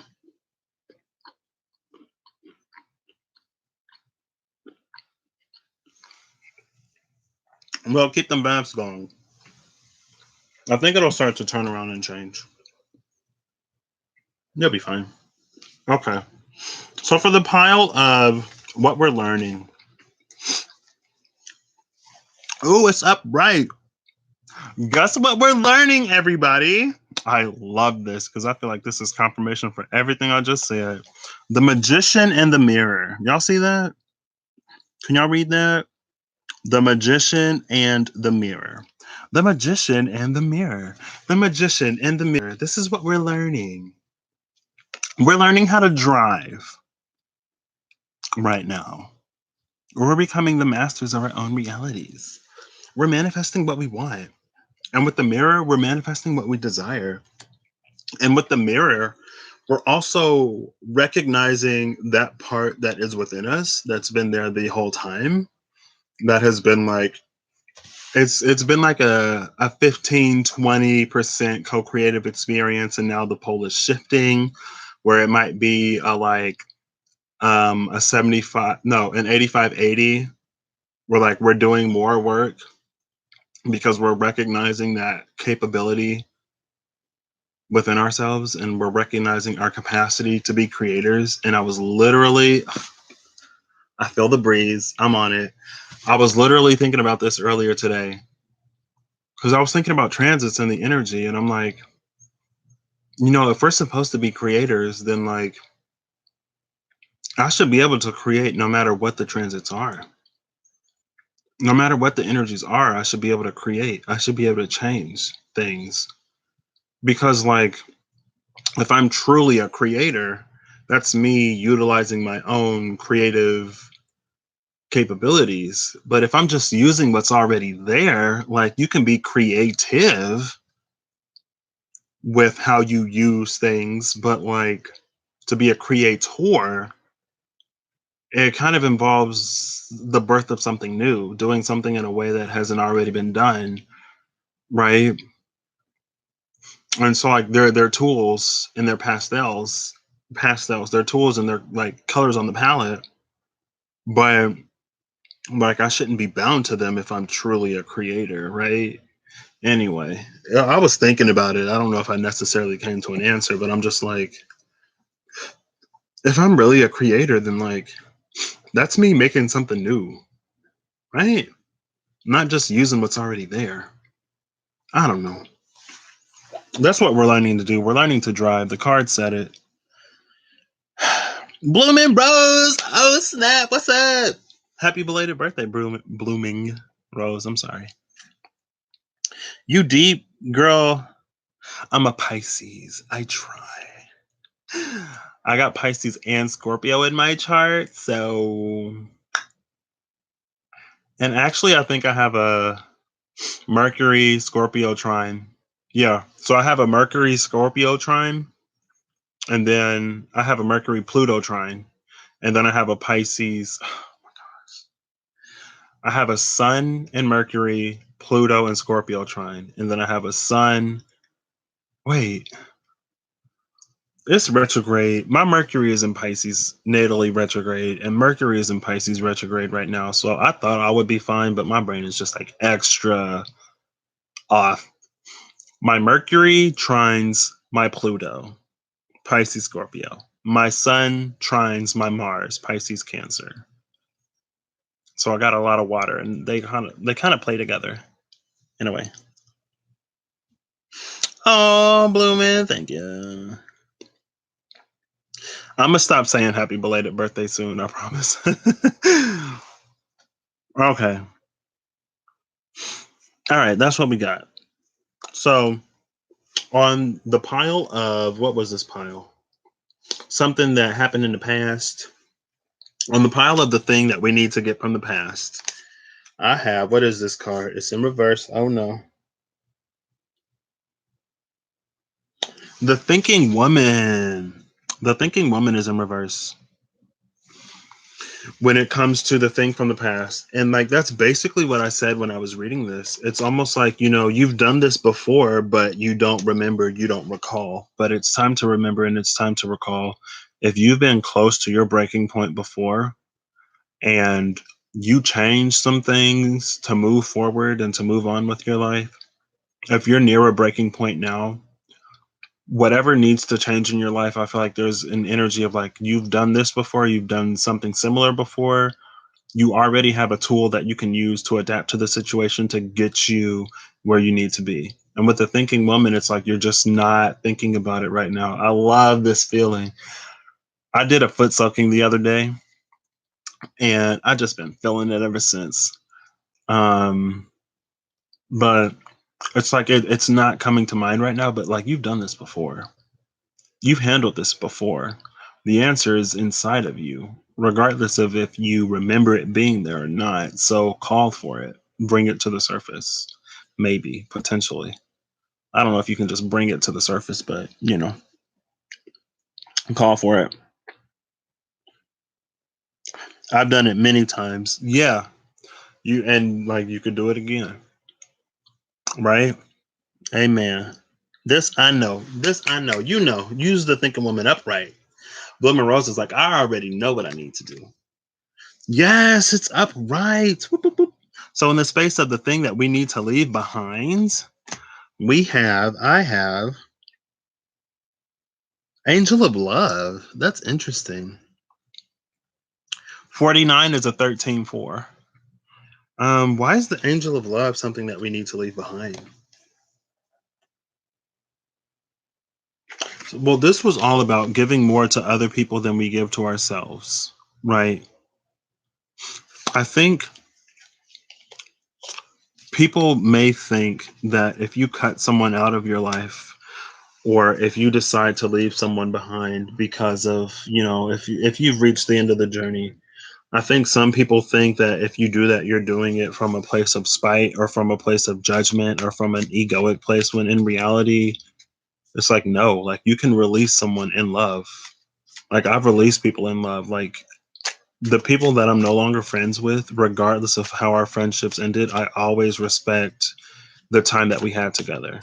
And since I respect that time, I have to love and respect the person. And it's just like, I still love you and I wish you all the best. And I mean that like 100%. I just can't, like, we just can't continue together. But just because we don't continue together doesn't mean I don't still love you. And the fact, like, I love you enough to realize when us being together doesn't work for me or doesn't work for you, and ultimately keeps us in this place where neither one of us is growing or like completely satisfied. And there are some times when, like, especially depending on the type of person you are, where your presence in someone's life, like you could be a crutch for somebody. And since they have you there as someone who supports them, it's like they come to you and they complain about this and they complain about that. And they might ask you what they should do, but they never do it. They never do it. They just come back and complain. So instead of them doing the work, because they always have that ear and that shoulder, it's like they'd rather come to you to complain and ask you what to do rather than actually doing it, rather than actually making a change. And it's like, sometimes you can just notice and realize when like people just aren't, it's like, it doesn't serve either of us for me to be in your life and for you to be in mine at this point. So I release you in love. And I think that's why the angel of love came out, right? Because even if you do break ties to people, even if you do decide to internalize that love And the angel is like, I also talked about self-love, so it can be self-love, but I think it's more so like when you cut those ties, even if people have wronged you, like when it comes to karmics and karmic situations, like I'm always grateful for the lesson. And without the people, like I wouldn't have learned. Like I wouldn't have had the lesson. Now I like to learn. So for me, that's like, oh, like thank you. Um, but yeah, it's like it's releasing also like leave all the bitterness in the past. Because if you just leave the people, but you take the feelings, energetically you're still tied to them. And like it's like if you leave a person, but if you take the bitterness with you, like what good does it serve ultimately at the end of the day? I mean, it's like you can clean this up now or you can clean it up later. But if you save it for later, then you're going to be like, I don't know why I feel like this. Why do I always attract these types of people? Why do I always find myself in these situations? It's because you never dealt with whatever happened before. All you did was leave the person, but you didn't leave that energy. So the energy is still right there. And you'll attract a different person that resonates with that energy, and then you'll have it again. Um, but yeah, and then the card that came out last in reverse is carrying connections. And I think that, it might be time to just like, I don't know. Everything I just said. Okay, I'm bad with chat, y'all. I'm sorry. I've done it many lifetimes. Oof. Many lifetimes. I didn't even read lifetimes the first time, Blue Moon. I just read, I've done it many times. The devil already at work.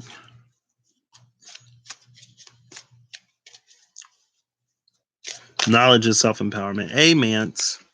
What card is this? I'm loving these cards. I don't think I ever like gave the energy oracle cards a chance, honestly. But I am loving them lately. And then we have this card in reverse. Envy in reverse. I love it. Envy in reverse. It speaks for itself.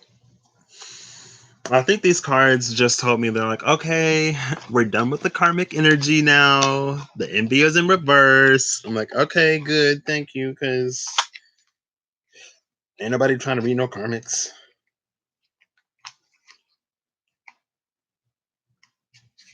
But yeah, I don't know. I've just been in a really good space. So we're gonna do piles again, I guess. Okay, so this will be the extended that's attached to the main. So everything about Pisces season is potentially over. So I've been getting into this thing where I really like reading the energy for the decan. So I already did the first decan of Pisces a few days ago. But then I sat down and I was like, oh my gosh, I haven't done Pisces season yet. How am I already doing the first decan of Pisces when Pisces season isn't even done? So that's why I'm doing it now. We set new intentions. Amen. Oh, for that new moon? Is that what you're talking about? I'm pile one. Oh, I ain't even done yet, Bloomin'. So the way this works is going to be a little bit different. So it might actually be a continuation of the Pisces. Because what I'm doing right now is I'm making sure that I have all of the cards in this deck. And so I count them out in piles of 10. So there will be 7 piles of 10, Hermit in reverse at the bottom of the deck as I'm putting it away, and the 5 of Swords in reverse. I think, there's been like you're coming out of this hermit mode where you are self-aware and you're sort of like realizing which battles just aren't worth fighting. And like if you can tear somebody apart like that and not even have to lift a finger, maybe they're not worth actually fighting. Potentially, take it as it resonates. So what I do is I count the cards out to 10. I read the card at the top, and then I'll do the same until I work through the deck. Then afterwards, in order of however, then I'll offer a person a pile. And so you'll already know which card is on top of the pile, but you don't know what card is like in the pile, right? And then I'll randomly pull 3 cards from that pile for you. So it's like a 3-card reading from a pile, whatever. Whatever. Same. I kind of live from hermit mode, honestly, but it's like it's a functioning hermit mode. I'm hermit on the inside. Well, I've kind of fractalized myself. So there's this hermit part of me, and then there's this active part of me. And whenever the active part of me encounters a new situation, it's like it gets triggered back to the hermit part. And then I have to pull the hermit part of me outside to actually do something. And then once everything is fine, like then there I can separate again. I'm one. Oops, one. I'm so weird. I'm sorry. I have Aquarius in my chart. My Saturn is in Aquarius. So, and I have Capricorn on my midheaven. So I have Aquarius in my 10th house. Capricorn. I have Capricorn on my 9th and 10th house, and then I have Aquarius on my 11th house, and my Saturn is in Aquarius. So the energy of the planet that is ruling my midheaven is in Aquarius, and it loves to be in Aquarius. So I got Saturn heavy in my chart. I'm sorry. I'm sorry. Anyway, 1, 2, 3, 4, 5, 6, 7, 8, 9, 10. All of these are upright. So on the first space, oh my gosh, I'm already over it. If y'all watch me, y'all know I don't like this topic. You got the lovers, but it's the succubus in this deck. So like isn't it funny, like if you go to somebody that you love and you're like, oh babe, like I want this, I want to do that, blah blah blah blah blah blah blah. And they're like, okay, and why are you telling me? And it's like you're with somebody that you love, and then they're giving you that "what's love got to do with it" type attitude, and you're like, don't you love me? Like, what do you mean? Why am I telling you? Because I love you, and because we're partners, and because we're supposed to be doing this together. Somebody could be using somebody for their body. All they want is your body, because the succubus came out, and this is not intended for children. I already clicked the thing, so should no child be on here anyway. But it's like she's performing her duties so well that he thinks it's love. She's just like, I'm good at doing what I do. So that's why I don't give it up anymore. Yes. So that's why I love you. Yes, Woman Rose. I got Aquarius strong in me, and I love Aquarius. It was recently ish. I was like, I love Aquarius energy. I wish I had more Aquarius in my chart, honestly. 1, 2, 3, 4, 5, 6, 7, 8, 9, 10. And this could be potentially related to the person that, you might be realizing isn't a caring connection, because caring connections came out in reverse twice. So next we have the Jinn, Knight of Cups. You know how they say if something is too good to be true, it might be? Well, the thing about genies, like the Knight of Cups is like, someone coming to offer you something, maybe something you wished for. But with a Jinn, it's like you might have asked for a partner, but going from the lovers to this Jinn Knight of Cups, you're going to wish that you didn't get the one that's coming. You're going to wish that you were more specific in what you were asking for, because you left some things open to interpretation. And if you ain't healed, you might let it into your bedroom, and then you'll find out later.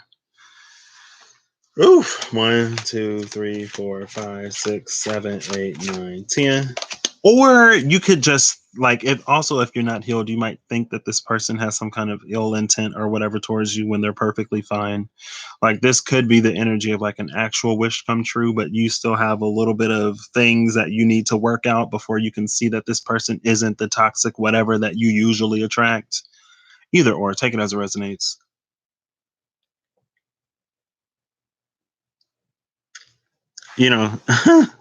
Take it as it resonates.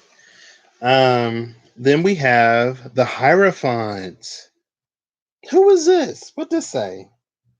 Oh, the Hierophant is a voodoo warlock. Oof. girl, girls, ladies, and dude, if I have a dude in here. Okay, Bloomin'. We got the voodoo warlock on the space of the Hierophant. No people been talking about black magic. This is so interesting. We go from the lovers to the Knight of Cups to the Hierophant. Like, oh, I don't like this. Are these wow.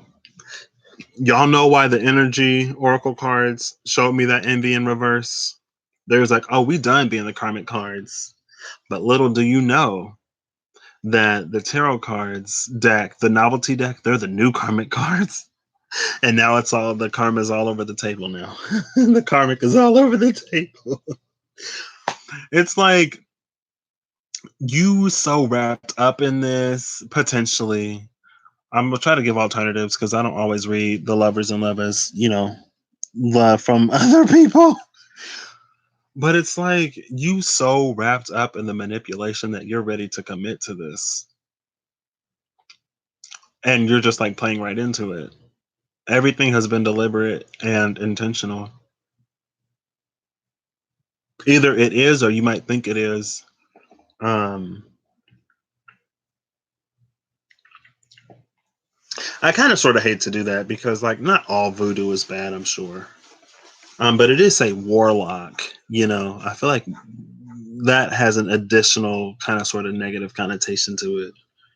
Um when you ask for something, the space in which you ask dictates and determines what you receive. So even if you're trying to manifest something, the emotional space that you're in when you're trying to manifest it, that determines what you actually get. Not just the words, not just the affirmations. The words and the affirmations are important, but there's this alignment between the feelings, the emotions, and the words. And so you might be saying, I want this and I want that and I want this. But if you're saying it from a space where you haven't completely healed, then it's like you just kind of sort of get more of what you had before. If you didn't learn the lesson yet, it's like you're still married to this karma. Not even the karmic, you're married to the karma. And you need to get that annulled. Because if you're still in this karmic space, you're going to continue to attract karmic partners, like I said before.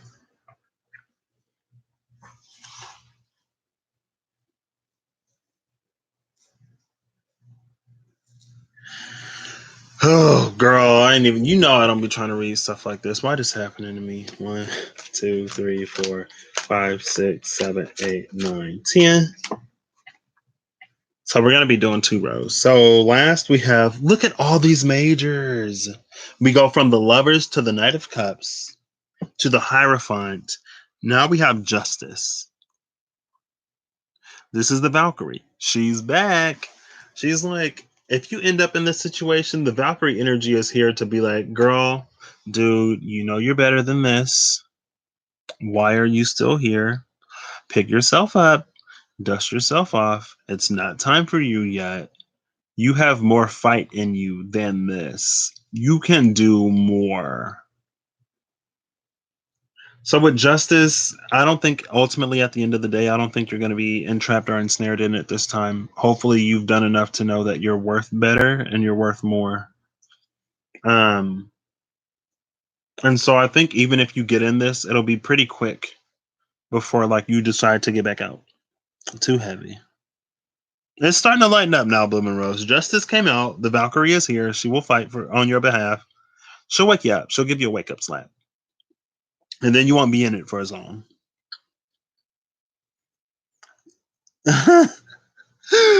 Yoshi girl. 1, 2, 3, 4, 5, 6, 7, 8, 9, 10. Next we have the 2 of Cups. Unicorn. Oh snap. We got the 2 of Cups unicorn. Can y'all even see this card? There we go. Kind of, sort of, whatever. It is what it is. We got the 2 of Cups unicorn, and we're starting a new row. So I love this.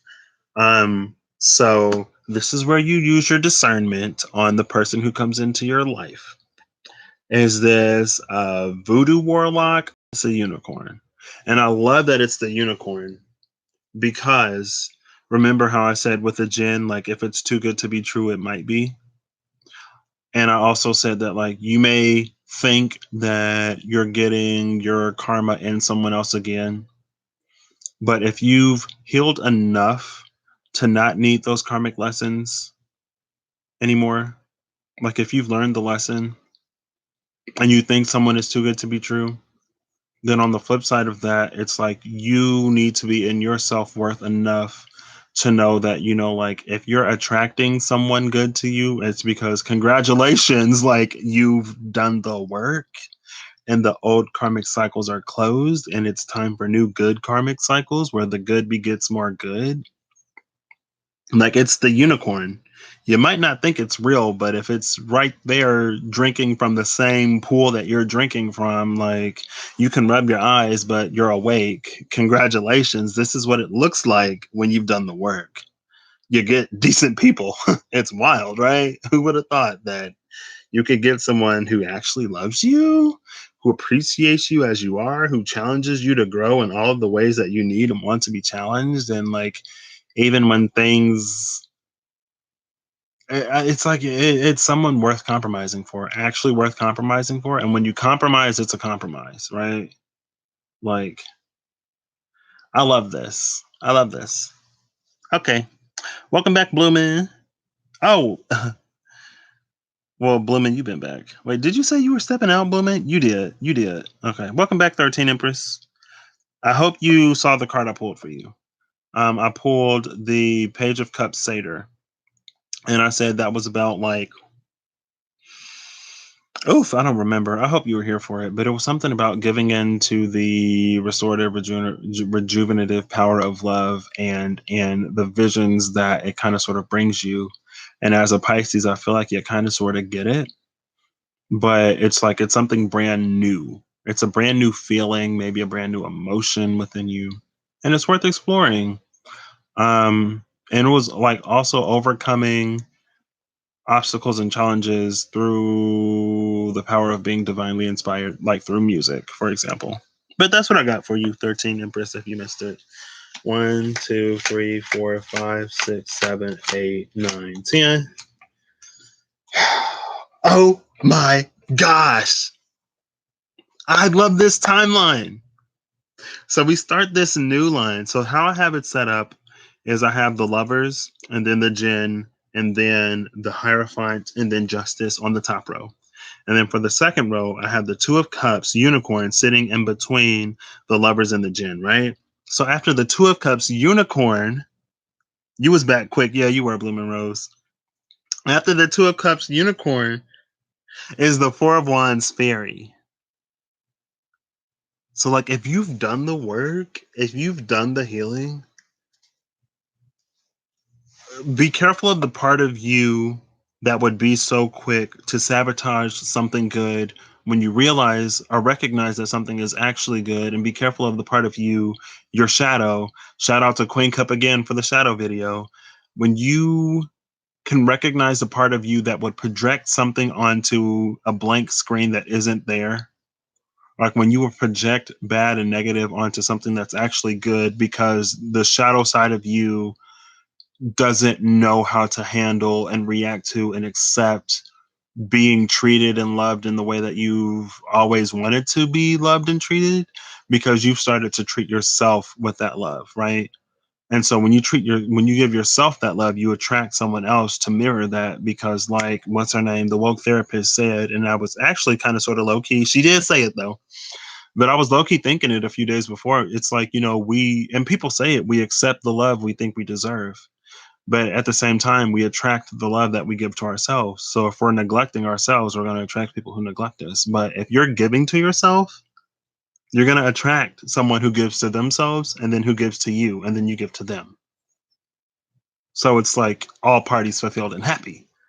And you got the Four of Wands, the fairy, wish come true, celebration, all of that, which I love it. I love it. I love this new line. 1, 2, 3, 4, 5, 6, 7, 8, 9, 10.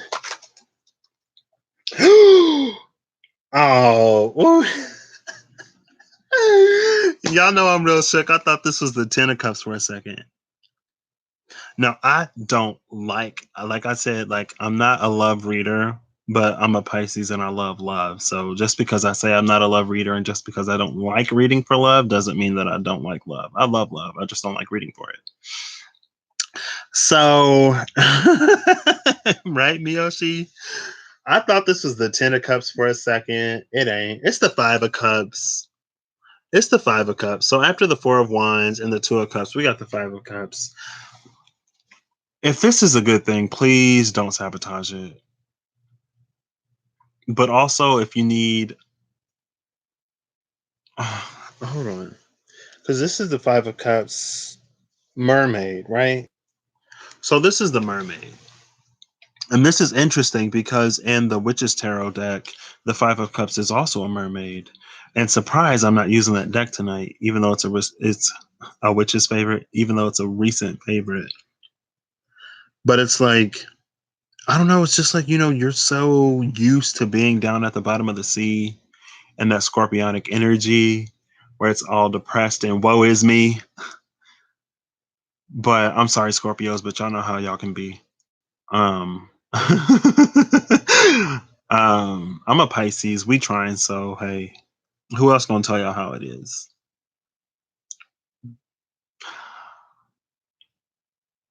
It's just like, don't self-sabotage it. And I think if you need space to process what comes in as it is, like if it's starting to trigger you and you need space to just be like to step back and to recognize and realize, like I found my Two of Cups. I love this because in a lot of Five of Cups, y'all know they show the Three Cups knocked over and the Two of Cups still upright. It's like, I've found my Two of Cups. This isn't like, like when is the other shoe gonna drop? When is the other cup gonna spill? This isn't that situation. But if you need to step back and to work on yourself a little bit more, to get out of the energy of paranoia and fear and old paradigms and old programs and old things that you developed to survive, old survival tactics, and to guard your heart. Like if you need to step back, communicate it with the person, because ultimately if this is a Two of Cups, Four of Wands, I feel like they'll be able to understand when you need to take a step back to take care of yourself. Because if it's two people who genuinely love and care for each other, they're going to be okay with giving you that space because they care about you. Hello? And you might be surprised, like, what? You're not going to try to manipulate me or talk me into staying with you? Like, it's like, no, if you need the space, take the space. Because, I don't know, I love you and I want you to be healthy and happy and in a space where you're good. So if you need to, you know, travel a little, if you need to go on a walk around to feel good, then by all means, I'll be here when you come back. And I hope you come back, but do what you need to do. And so maybe it's the energy of that. Miyoshi, amen. Amen. Exactly. We get in our Igor.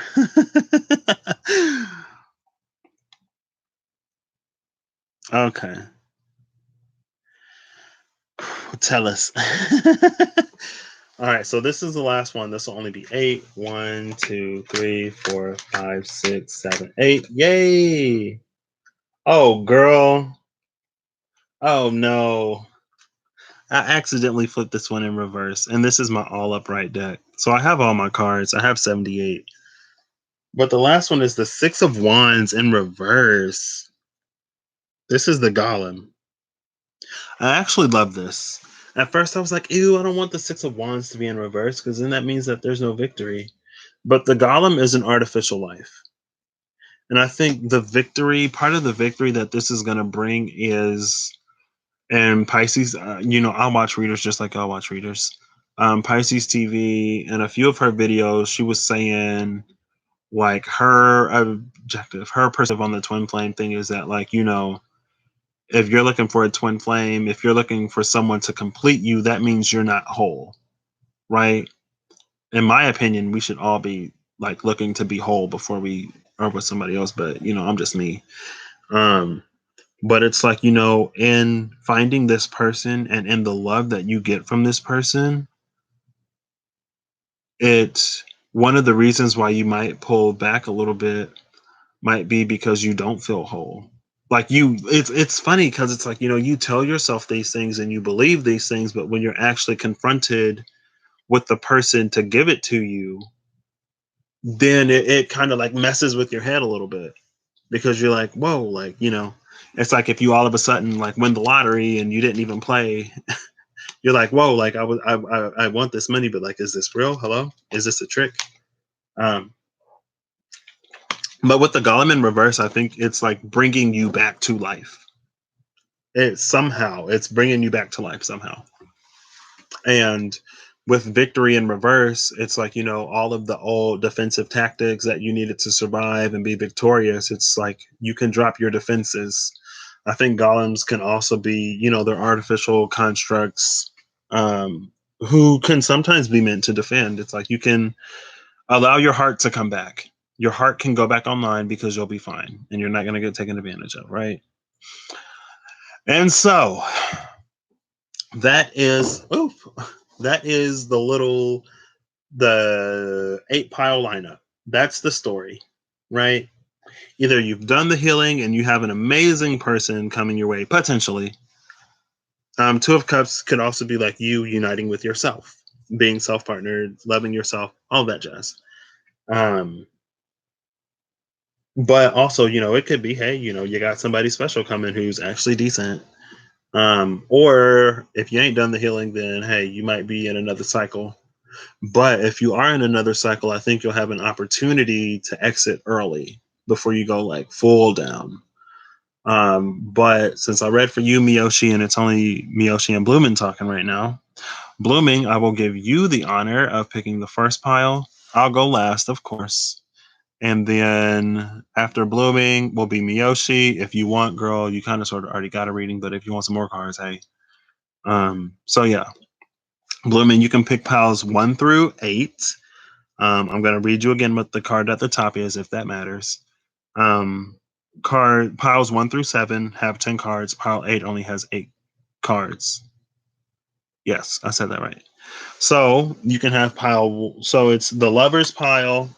You have the Knight of Cups, the Hierophant, Justice, 2 of Cups, 4 of Wands, 5 of Cups, or the 6 of Wands in reverse. Oh, number 1, the Lovers. Got it. So I'll set this here, and we'll see. We'll see what I'm feeling. What am I feeling for Blooming Rose? I want the 3rd card, the 5th card, and the 9th card. So 1, 2, 3. 3rd card. 4, 5, 6, 7, 8, 9. 3, 5, and 9. I don't know why those numbers blooming, but that's what I got. Oh, snap! Oh, oh. Okay, girl. How many piles? 8 piles. They are odd. Hey, Aquariuses can be a little odd, you know, but we still love them. Unique. They're unique. 8 piles, Miyoshi. So we have, first of all, we have Kali, my girl, the Empress. I love it. I think this is you being your power, being in your power. Like you're so in your power that you ain't gonna let nobody, especially no man, talk you out of being in your power. And you're not gonna allow them to tell you that you're less than who you are because you know who you are. And if they act up, they cut up, they can get cut out and cut up. You cut up, you get cut up. Don't mess with an Aquarius. Blooming Rose, that swinging arm is strong. Didn't you say that on Chad's chat today to me? That swinging arm is strong. I remember saying that swinging arm strong. Besides that, I don't remember what else I said. I'm sorry. I was just like, I think I said something like that today. Yeah, I think I did. But yeah, you got the Empress first off, and then you got Judgment Cerberus. So I think, because you know, they like to say in retrograde season, we got people coming back from the past. People coming back from the past, y'all can get cut to. Shoot, cut up, act up if you want to. Cut up and get cut out. About energy.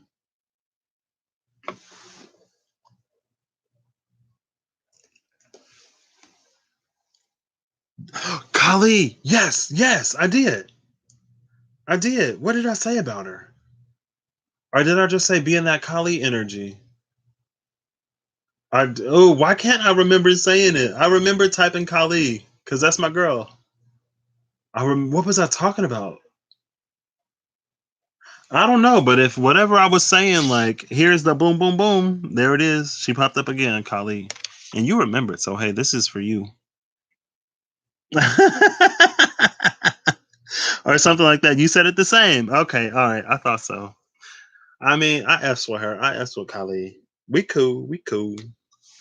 Um, Even though I am a dude, but if it's my time to go, it's my time to go. Kali can take me. I had a dream about the feminine and old feminine god who came back and killed dudes because dudes were in his face that they weren't supposed to be in.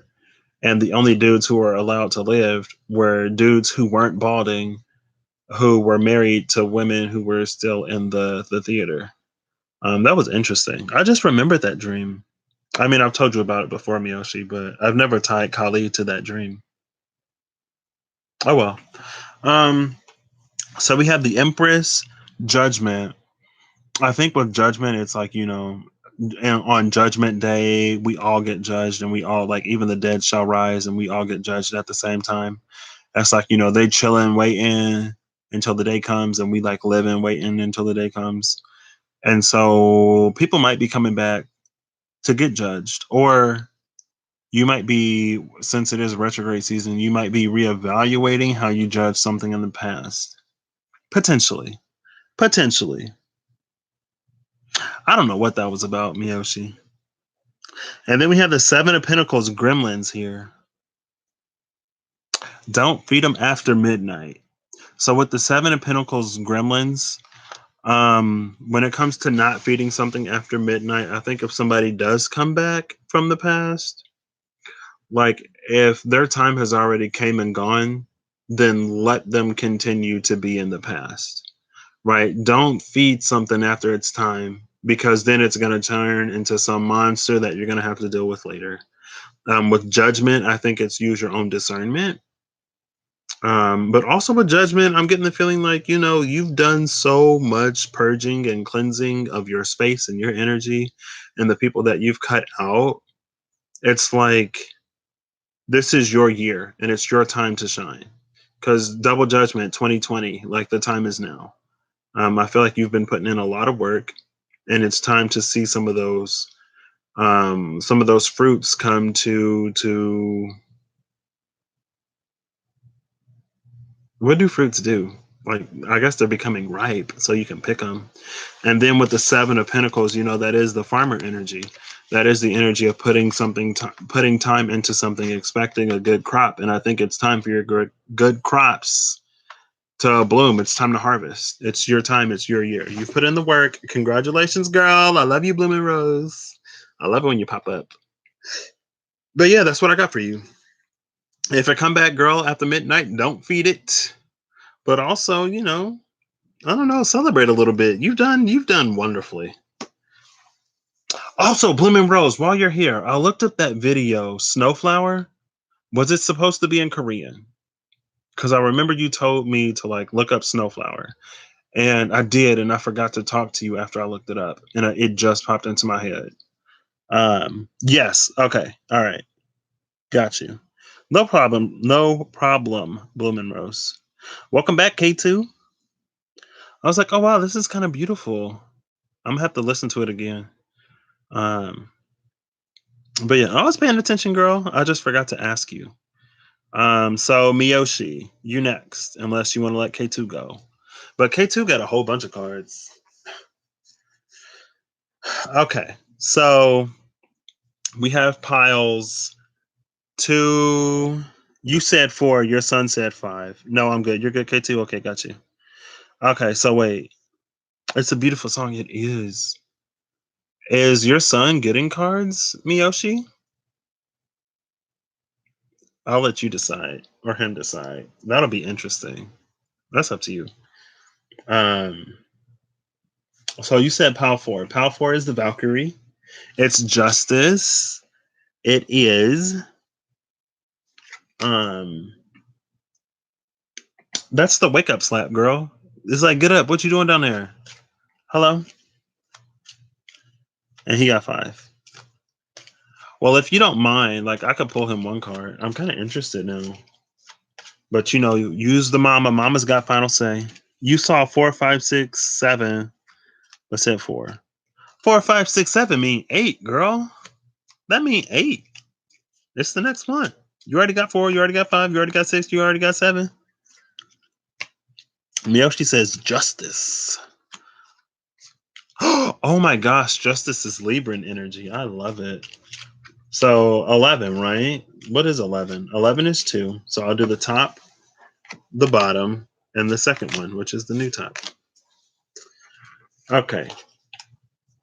All right. So we start with I love it. We start with the Queen of Swords, Amazon.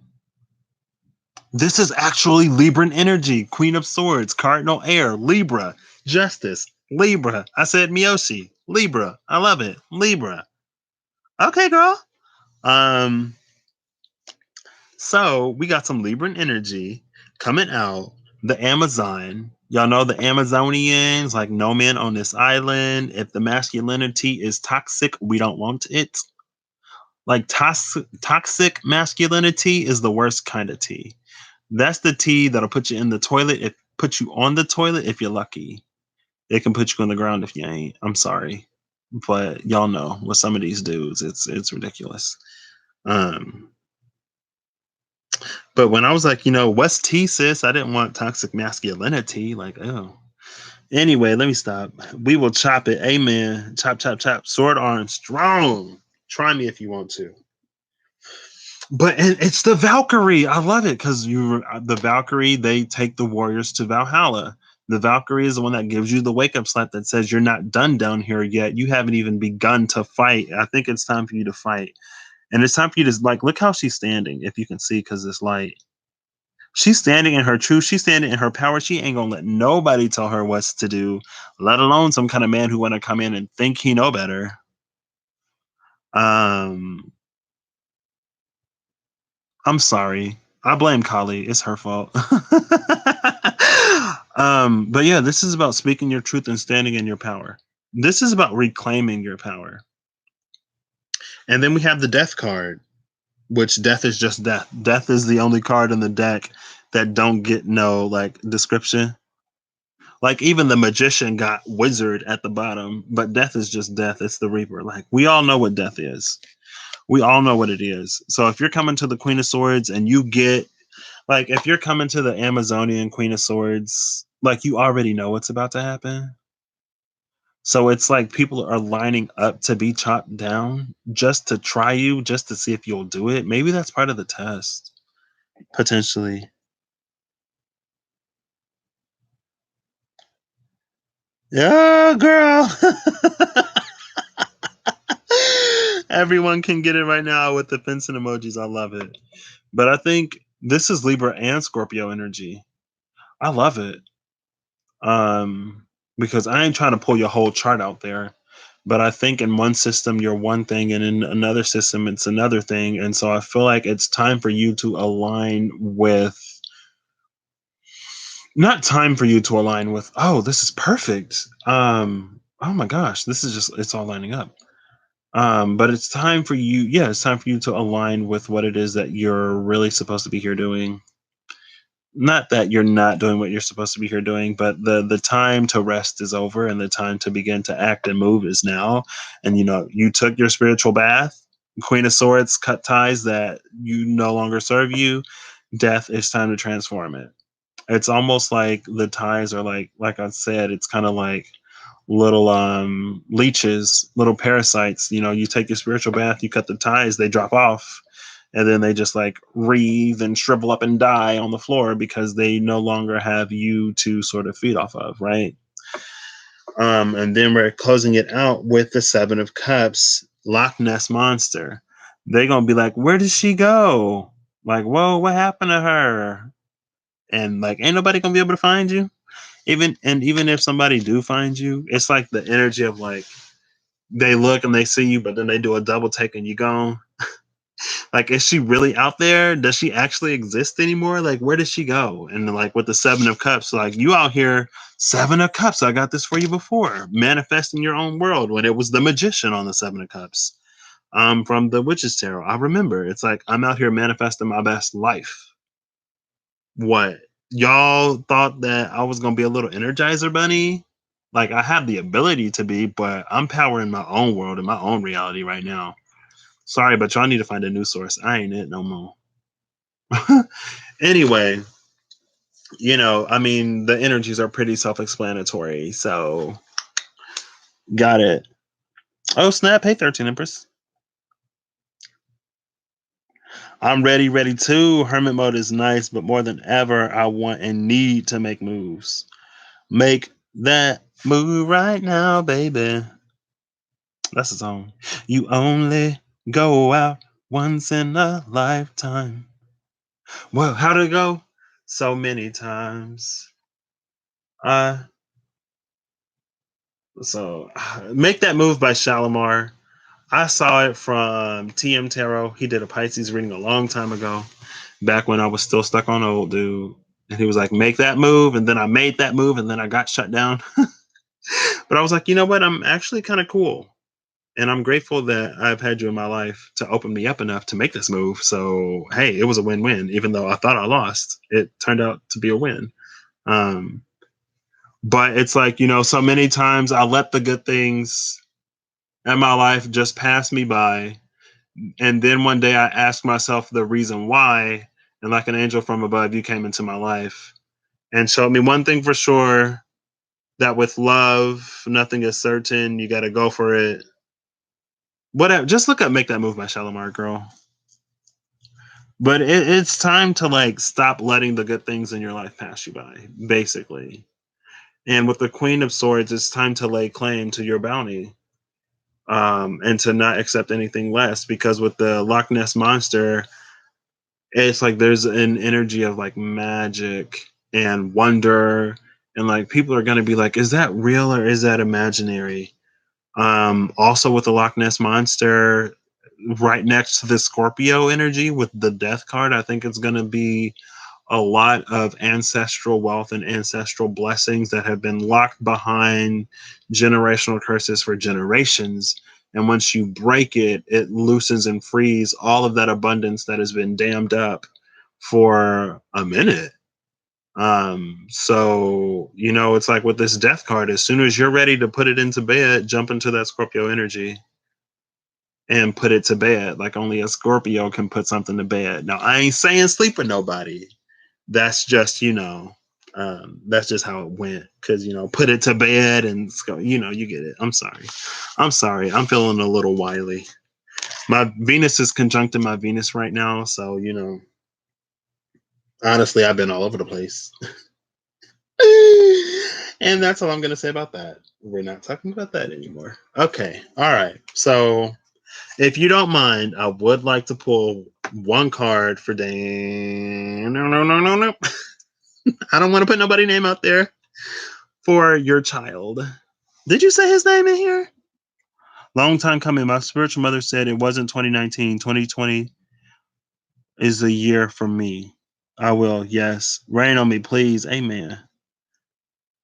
No, that part of me is going to stay in hermit mode.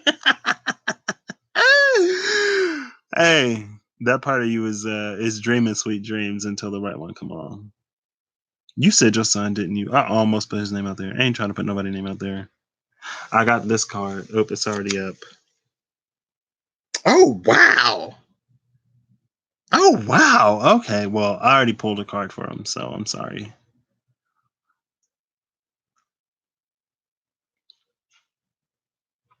So, well, that's fine. What is it? It's the High Priestess. Can you see that? The High Priestess came out. Can you read that? There you go. Fortune teller? The high priestess fortune teller. This is interesting because this ain't even the card on the bottom. It's three more cards left under this, and I thought I pulled up this whole pile.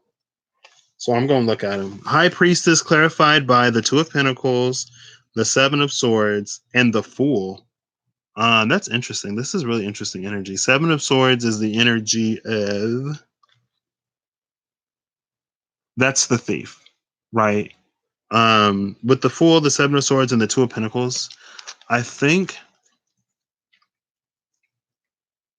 you have a very, very special and gifted child. And I think that in old paradigms, his would be the energy that the world would try to hide.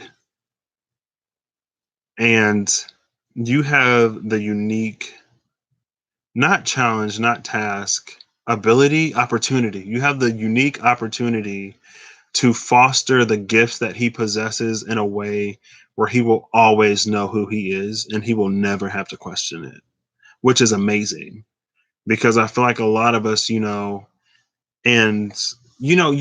depending on the family you're in, you can have some families where, like gifts run in the family, and it's kind of like in the family, it's like open. You might like go to your mom and be like, oh, hey mom, I had this dream, and she'll be like, oh, that was a prophetic dream. It could be a vision of this or that, but it might like be something that y'all talk about, but it isn't necessarily something that you really like practice, hone, develop, whatever.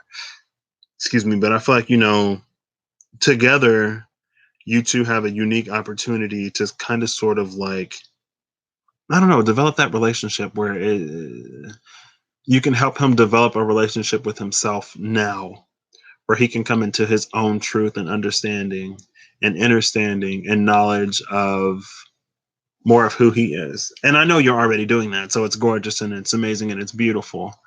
So yeah, just keep doing it. Okay. Well, Empress, you get 4 cards. That he is about love. They run deep, but I don't think anyone is owning them like they could. Exactly. And especially since you're being called to break, like generational curses and to shift things. Um, like you said, when you break it, it goes up and down. So yeah. Okay, so 13 Empress. Oh, one card about love. Girl, 13 Empress, I'm not good at reading love. These are kind of like just generals. Um, but I pulled you one card earlier and you got the Page of Cups. So the Page of Cups could be a love message, right? Uh, there you go. Page of Cups. Oh, Blooming Rose. Okay. Um, pick a. Well, I'll get you after the 13 Empress. So piles 2, 3, 6, and 7 all have 10 cards. Pile 8 has no, I'm saying 10 cards. They only got 9 because the card up front is up front. Um, so piles 2, 3, 6, and 7 all have 9 cards. Pile 8 has 7 cards. Pile 1 and 4 have 6 cards. And pile 5 has 5 cards. It should be 5. 1, 2, 3, 4, 5. Oh, 5 cards. 5 cards in pile 5. So 13 Empress, if you want to pick from one of those, at the top of the deck, we have the energy of the lovers. The at the top of the pile, we have the lovers, the Knight of Cups, the Hierophant, Justice, the Two of Cups, Four of Wands, Five of Cups, and the Six of Wands in reverse. If you're still here, yeah, they're all available. They're all available, but like there's less cards, right? So it's like, if someone wants to pick the pile, they can, because there are still cards in reverse, but or cards that I haven't revealed yet. Some people like to share. They don't mind pulling from the same pool. You know what I mean? All right, Blooming Rose, we'll pick a pile for your son. If nobody else said, I mean, if she comes back and she wants another one, then I can. But which pile do you want for your son, Blooming Rose? I'm gonna go with pile 8. I'm gonna go for the short pile. I need a the reason why, like an answer from above, you came into my life. While you do that, Blooming Rose, I am going to listen to this really quick.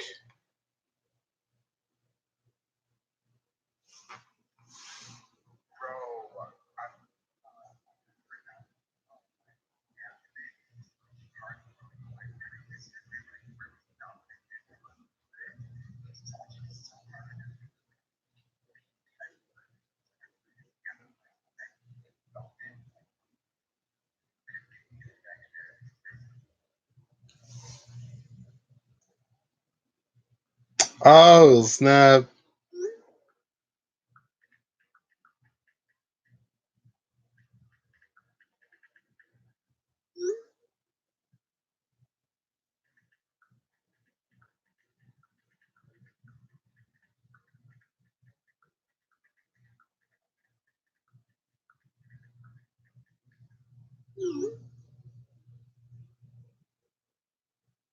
One second, I'm sorry.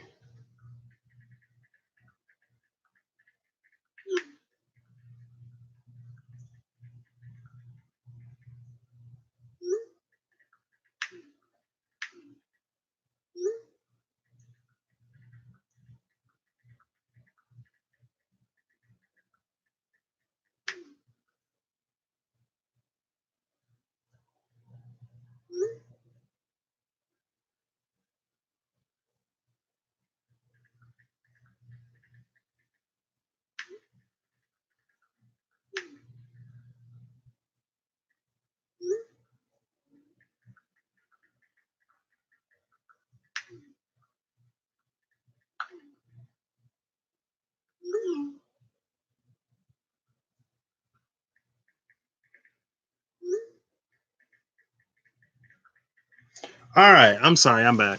That was rude of me. Pile 8 it is. What? What? What?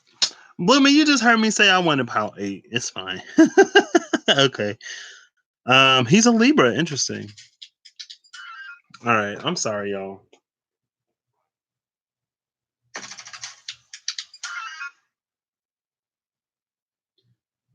I'll show you one thing. Now make that move is stuck in my head.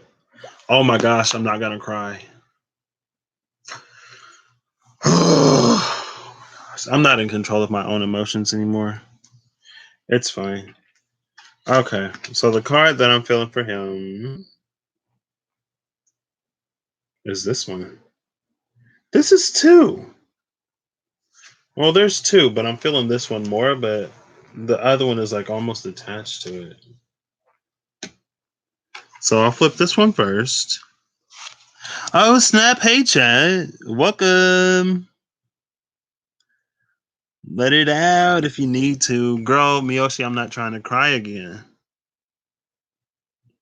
Okay, so you have the Queen of Cups Gorgon,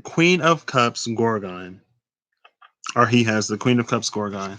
I feel like the Queen of Cups is the most. They say the Queen of Cups is the most intuitive. She's the most intuitive minor arcana, the most intuitive person, the most connected outside of the High Priestess is the Queen of Cups. You're watching Tarzan again? Tarzan with Trevor. Oh snap! Hey Trevor, I love it. Um, oh 13 and push you back. Where do you keep going? You're here. Okay. Well, I'm doing these 2.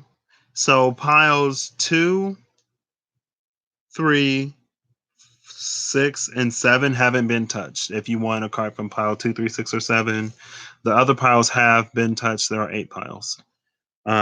He said, "Hey guys." So yeah, I feel like he's very intuitive, but there's almost this energy of like persecution for some reason. And so, like everything that I was saying to Miyoshi in her situation applies, because we go from the high priestess to the queen of cups. So it's someone who's equally, we'll say equally as intuitive and connected and spiritual and everything else and gifted, right? Um, can I claim or is it taken? Can you claim what? 7? You can have 7, Chad. I'll get to you right after this. 223. What is 223? One from two, one from two, one from three. Got it. 223.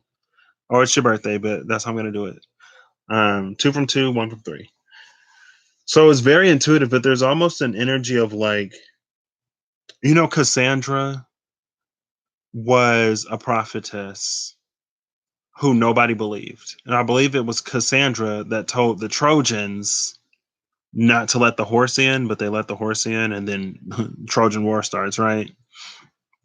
So I think it's going to be up to you to really, I don't know, it's just like make sure that he knows that he can tell you anything and that you're going to be there for him and you're going to love him no matter what. I think, encourage him, and I don't know, just make him feel loved for who he is as he is. And like I know you're already doing that. Gifted in many traits, exactly. Um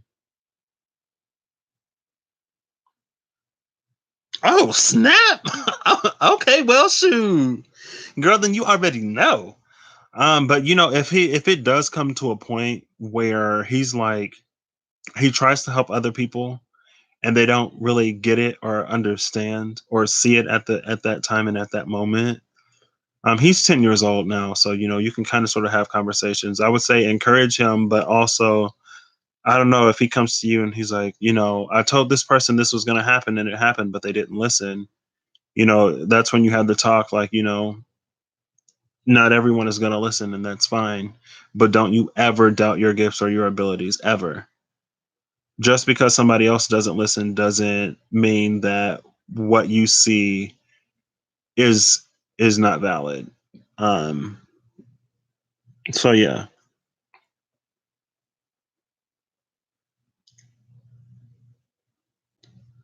he gets depressed easily. It's hard sometimes. Okay. That's why, cuz like it's the Gorgon and I was like, I don't know, there's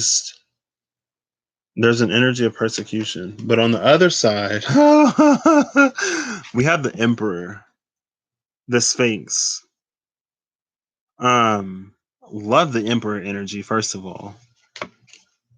And with these two together, I feel like there might be a certain understanding that he could have about the way things work. And it's almost like because sphinxes, they speak in riddles, basically. So I feel like there might be this disconnect between his internal reality and his external reality. And I don't know if there's any problems with communication or speech, but it almost feels that like maybe he can't really express how he's feeling, maybe. And so you might have to, like, he's 10, so your child, right? And I think maybe it might be sometimes like different ways to communicate, maybe more subtle ways. They say a lot of kids who come gifted come with the gifts that we're supposed to be developing later that we don't necessarily have access to right now. And so if that's the case, that could be some of that frustration and like it's just like there but not knowing how to communicate it. Um okay. On your fourth glass of red wine, he has auditory processing disorder. Okay. Yeah, so I don't like I'm gonna be real honest. I don't know what that's about. Um, but I just feel like there's like a difficulty in like communicating what it is exactly. And then there's a frustration there. Um, but be patient, be kind, be loving, learn with them. Like if you have to do something differently for him, then like, by all means do it differently. Um, And it's just like, if one method and one way of communicating isn't necessarily helping him, maybe, and I don't, like I said, I don't know anything about it, right? Um, but all I know is that, like, he's, like you said, is extremely gifted and connected and talented. But there's just like, and it's funny that this is the pile of the Six of Wands in reverse, because it's like victory is there to be had, but it's like, I don't know. It's like he's been placed on the spectrum, speech and communication skills. Yeah. And I just feel like there's just so much like frustration that if he does get, like, because I think he said he has depression. He gets depressed easily. Yeah, right. So like I feel like there's just so much frustration there that it is easy to, because I don't know, it just feels like there's like a whole world inside of him and so many things that I feel like he wants to communicate and express, but to not be able to do it is just like, the difficulty and the frustrations don't matter. They do, but it's like, you're going to love him through it and you're going to work with him through it. And you're going to find ways to alleviate that frustration. It's like continue to be loving and supportive and amazing. Yeah. It's why he can blow easily, but it is full of imagination. Yeah. It's so dense down here. What do you mean blow?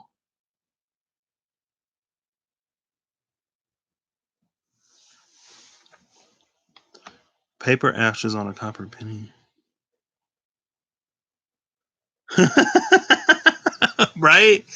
And I think that's another thing too. I feel like, not that it isn't whatever, but I feel like there are some people who are just like born with certain knowledge, who just have very, very specific interests and who are very skilled and talented in certain areas. And when it comes to anything outside of that,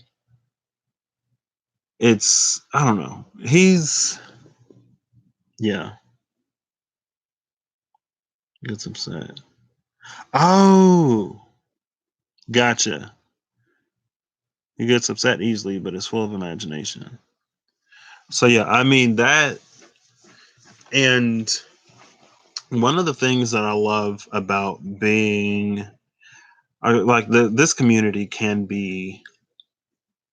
I'm not even going to talk about the community at large. But one of the things that I do like about mothers and parents in the community who are open to things outside of the realm of like 3D knowledge and understanding is that when you have children like this, I feel like you're much more likely to encourage them to continue to be themselves and to not put, because like there's enough persecution that a child can face from the outside, and there's enough of like, that's not real, that's imaginary, grow up, get over it, it can't hurt you, blah blah blah blah blah blah blah. Like, to have someone to validate you and who is understanding, like even if there is frustration there, I feel like those feelings and those intentions, like they make it through. um okay, Chad, well, let me know when you're back. Yeah, yeah, exactly. Plus he's a Libra. Oof, I can see that being difficult because Libra, like, especially like cardinal air, I get that energy is like wanting to connect to a lot of people, like really wanting to connect to people, but then having this barrier where you can't really do it. Um, man, he's very empathetic. Yeah, I mean, the Queen of Cups came out, so I got that.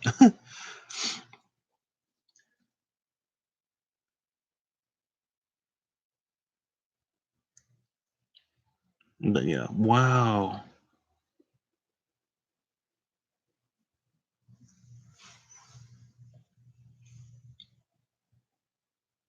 See, y'all gonna make me want to have kids. Let me stop. I'm getting a little bit older.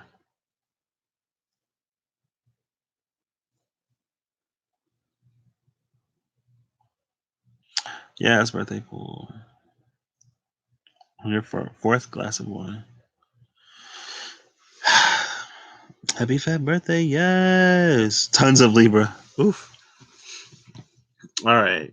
Well, I hate to cut you short, Blooming, but I think, yeah, it's gonna require some patience. But as he's getting older, I feel like the range of things that you can do is going to kind of sort of like increase, right? Because he's not as young and he's developed a bit more and he can more like easily communicate when something is working and when something isn't working. So be brave and don't be afraid to explore other routes of communication. Oof.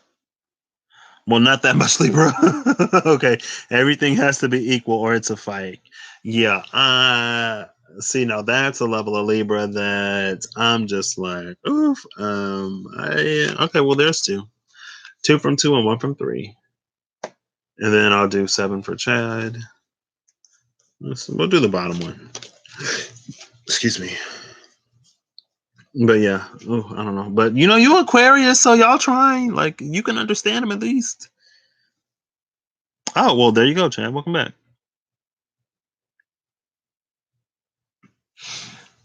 All right, 13 Empress, for your birthday cards, we have the Three of Wands, the Nine of Wands, and the King of Wands. Girl, this is all fire. And you said about love? With the Three of Wands brownie, like this brownie is cleaning, but I've always heard brownie energy is like they kind of sort of play out like minor karma. So you might have a little bit more healing to do, potentially. But it's like, if you do something bad and you misplace your keys and a brownie hit them, or if you're dogging somebody out and then you trip down the stairs, like a brownie pushed you. Or at least that's where I was kind of exposed to him.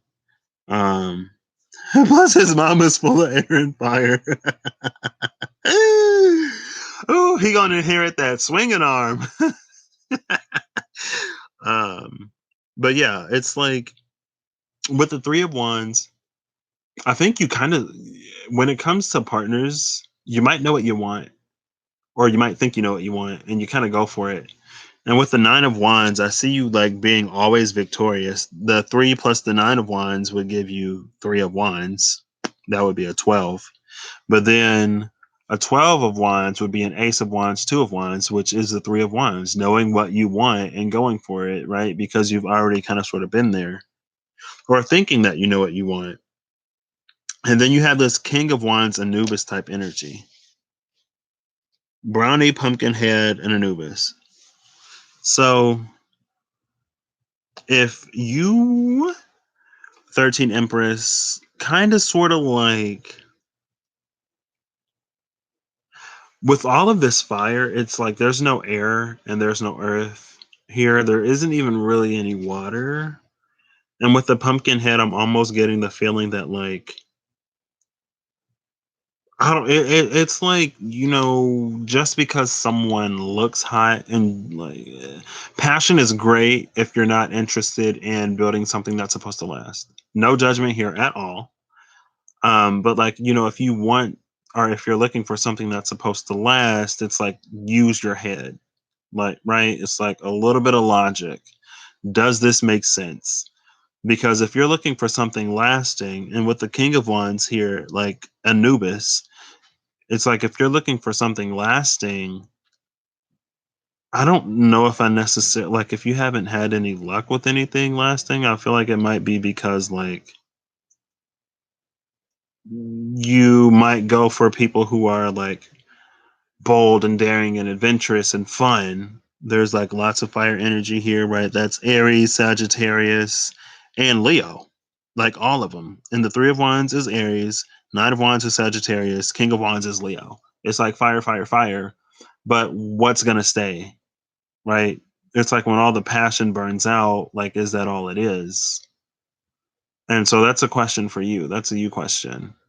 Um, if this isn't about love, I feel like there's still like a lot of fire and a lot of passion here. But with between the 3 and the 9 of wands, it's just like you're not defeated, but it's almost this energy of like, why are you fighting so hard for 10 wands? Right? It's like you with the 3, it's like you're in this cycle, this 3-9 cycle. 3-9, that's an opposition. That's Gemini and Sagittarius energy, right?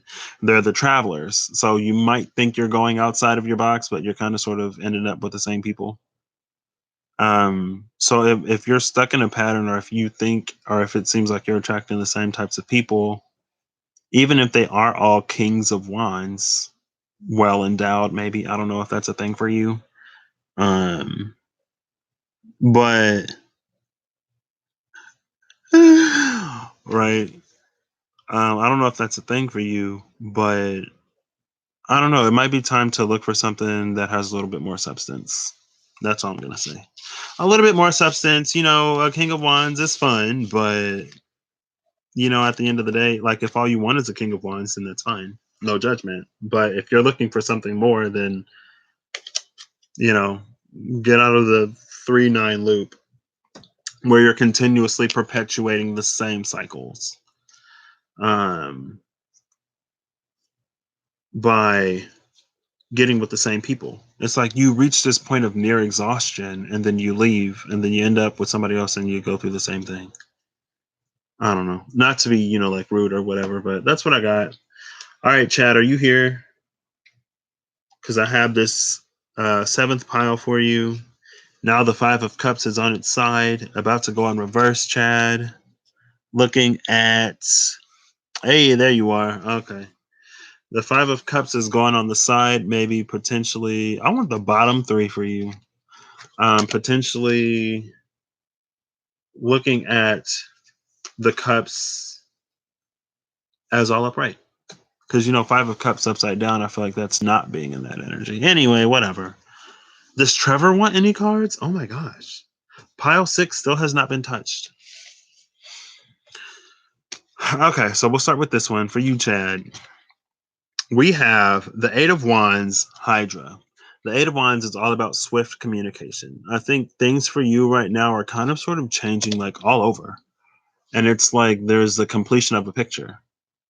It's like you have these brush strokes all over, and you're almost like so close to the canvas that you don't really see what it is in its entirety. But if you step back a little bit, and today you might have stepped back a little bit to appreciate the beauty of everything as a whole. Because when you see the whole picture, you know what the shadow periods are for, and you know what the lights are for, you know what the reds and the blues are for when you're feeling down, and the grays. Like when you step back and you look at it in its totality, you can see the point and the purpose to everything. And it teaches you this perspective of, if things are looking gray or blue right now, it's because wherever there's shadow, there is light. And if you're painting a full picture, in order for it to look realistic, there's going to be some shadows. There's going to be shading. Like if I turn like this or whatever, there's going to be some shadow on this side right here, right? If I do this is going to be more lit than this side. So there's going to be a little more shading here. And like with my hair, like if you paint me, that's all shadow. That's all dark, right? Dark skinned. Let me stop. Your son passes out so fast. I wish I had that problem. He was just asking about dimensions and now he's quiet. Yeah. Bloomin', I love you so much. Um, and I wish you like all the best. I know I feel like I kind of like jumped a little quickly for Empress. I hope she saw that, because that's like the second time I pull cards for her, but it is what it is. Shoot, I ain't gonna worry about it. Um, so the second card I got for you, Chad, is the 6 of Swords, Harpy. I've been seeing her a lot today. This is like flying on your own wings. Just like the 6 of Swords and the Witch's Tarot is the one dude in the little canoe paddling.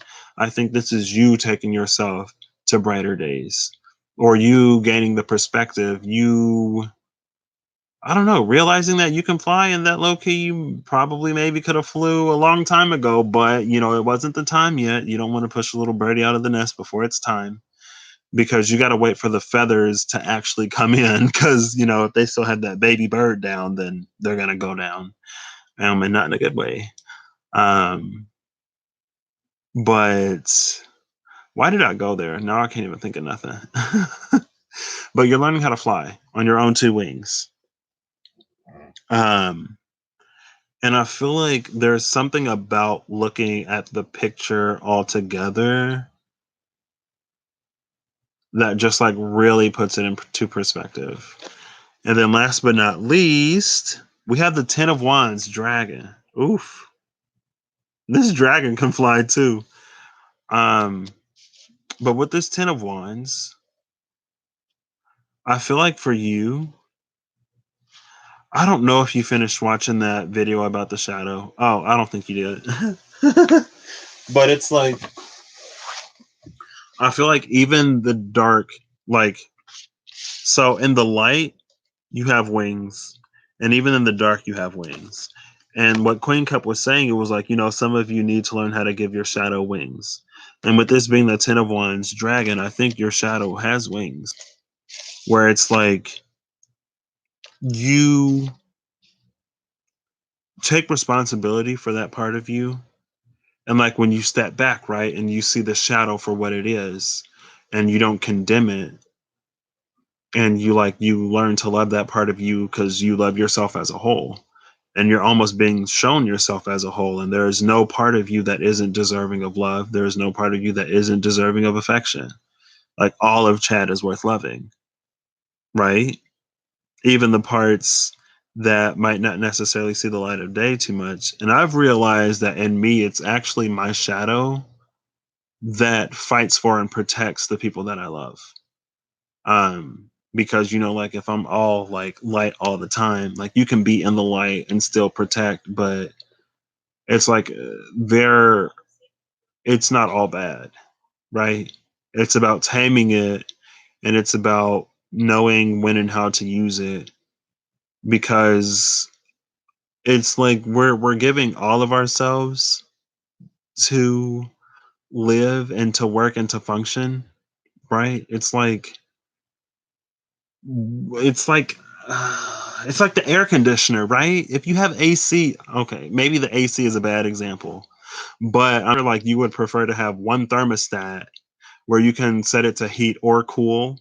Like, why would you separate the two, right? Like, why would you separate a refrigerator from an icebox? Why would you separate um why would you separate the leaves of a plant from the roots of a plant? Like, why would you do that? It works and functions as a whole. um so yeah, just heard Fly Like an Eagle. Who sings that? I have no. Oh, Seal, there you go. It's funny that you say that because I got a lot of Eagle messages last night. Whenever I asked you if you had used that one function on that app, it gave me a lot of Eagle messages. That's interesting. Um, but yeah, you love AC. Me too. And heat. Time keeps on slipping, slipping, slipping into the future. You know. But yeah, that's what I got.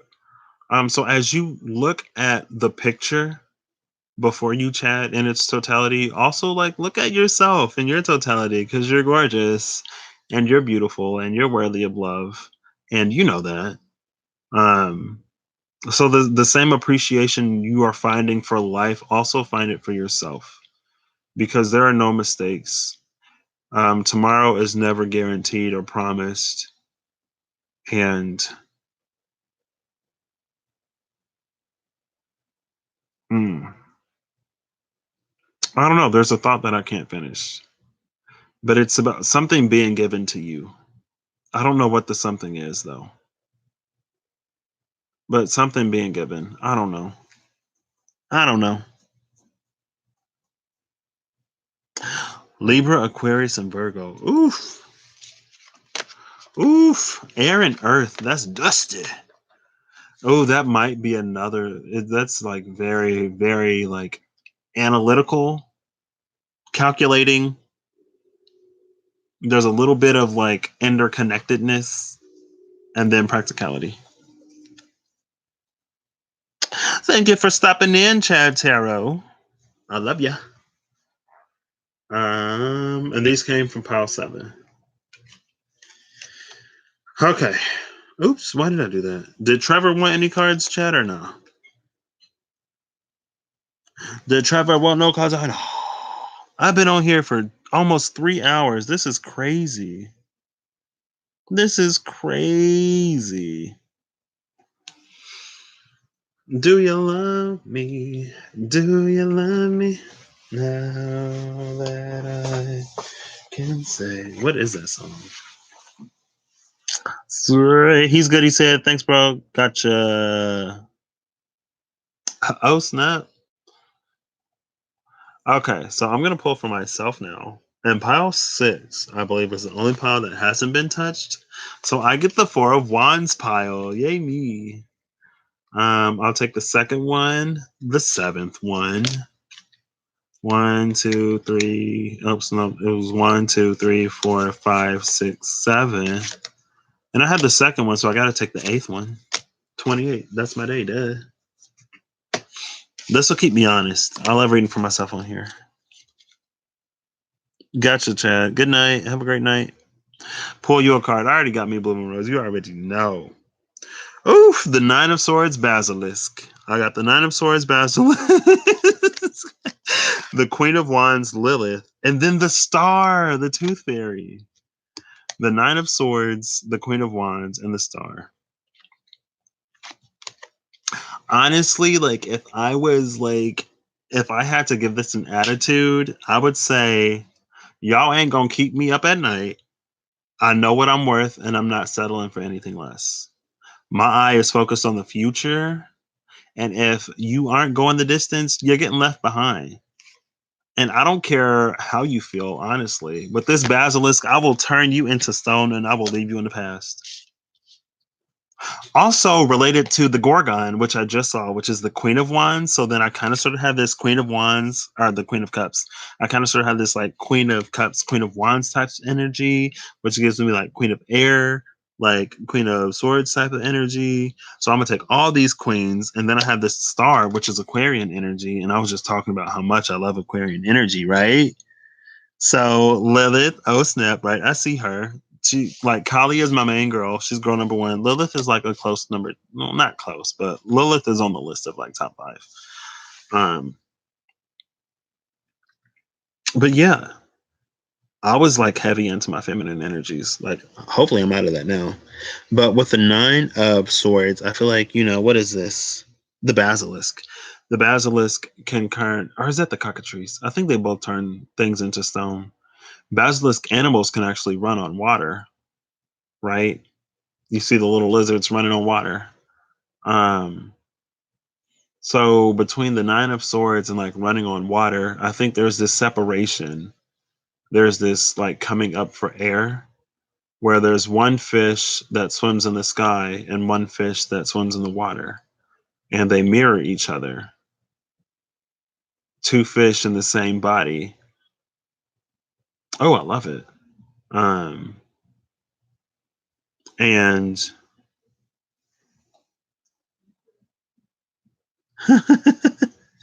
you're the Empress, right? Like, hello. Who else would be the Empress? Let me stop. Um, but yeah, there's like one fish in the sky, one fish in the water. And I remember earlier I was like, there's this part of me that is like interacting with the world, and then there's this part of me that's still in the hermit mode. So I can be like both simultaneously now. Whereas, like, if I were 2 fish in the water, then, I'd be in the water too much and I get depressed and stuff like that. Because Pisces can also get depressed. Fun fact. They also say that Pisces have addictive tendencies because the fantasy world that they build in their minds doesn't match the reality. And to cope with reality, they run to substances. Now, I've never been a substance queen personally myself, just because I never got into it. But I'd run to video games and I'd run to other things. So just because I'm not smoking, drinking, doing whatever, don't mean I'm not getting my escape fix. Um, but yeah, mermaid, exactly. It's like one in the air, one in the water. Um, with the nine of swords. And so I don't think it necessarily like keeps me up at night, but it is like this constant awareness that I've developed, right? So that's what it means by me not being asleep at night, I guess. Queen of Wands is self-explanatory. I'd like to think that I've reclaimed my power and I own all of me, especially now, especially in the past few days. I've been definitely feeling this Queen of Wands energy because Venus is conjuncting my Venus right now. So that means my Venus is in Aries. So Queen of Wands is Aries energy, cardinal fire. So, uh, she gets a little hot sometimes. That's all we're going to talk about. That's it. The story's over. And then we have this star, which is, I already read it, it's the tooth fairy, right? The tooth fairy is interesting because she awards you for the things that you've lost. And so with this being the energy of the star, it's almost like, the stars you see at night, they're always there, but you only see them at night. um and it's been this journey of self-sacrifice, and all of the sacrifices are being rewarded, and my wishes will be coming true with this star card, and some of them honestly have already come true.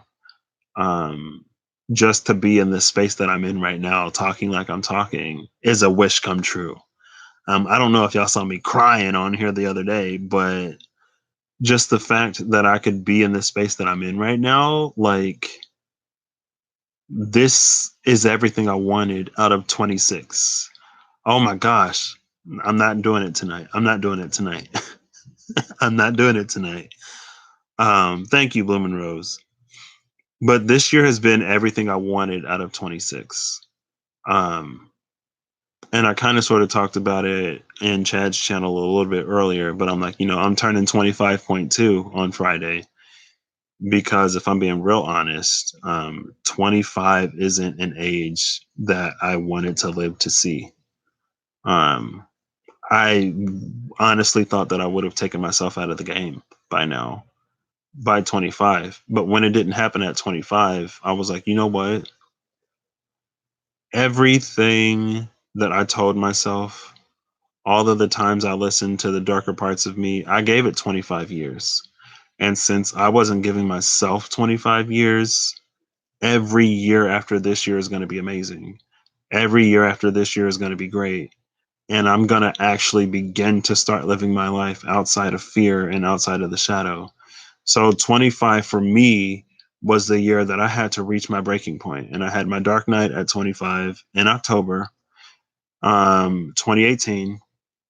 And that was when I was like, everything has to change because I'm not reaching this point again. So I was able to start 2019 fresh and dedicated to growth and the healing. I was able to ring in my birthday with that, that mindset of like, okay, everything before 25 was kind of terrible, low key. 25 was catalytic for this change that I'm going through now. And from 26 on, it's full steam ahead. Um, and so 26 has honestly been full steam ahead. I've done a lot of growth and a lot of healing, and I don't know, I'm really proud and happy about it. And I can't wait to see what 27 is going to bring me. So yeah, so the star, like it's the brightest at night.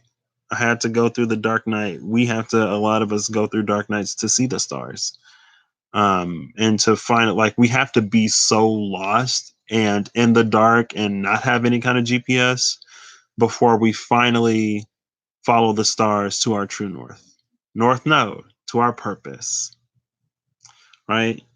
Okay, all right. See, I didn't cry today. I'm glad I didn't cry today. Ah, thank y'all. Thank y'all. But yeah, that's a little bit about my story. And so if you see me or if you're talking to me and I'm always like, oh, this is hard, this is difficult, but like just do it.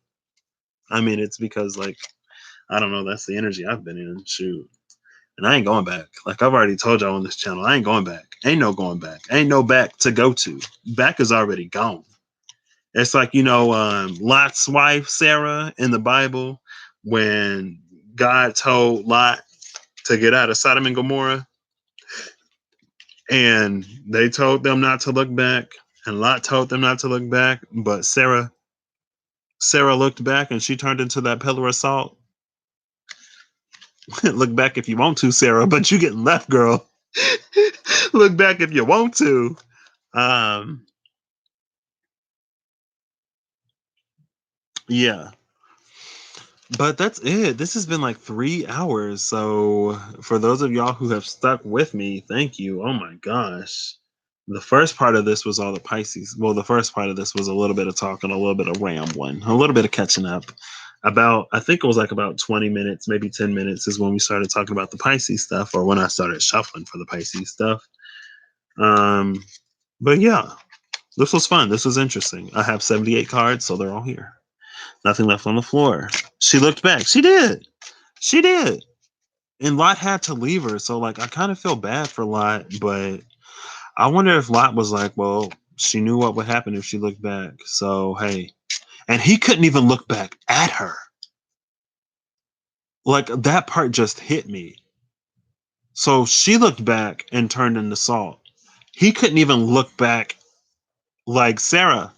Like, Sarah, where you at? Like, we're moving, girl. Where you at, Sarah? He couldn't even look back to see what happened to her.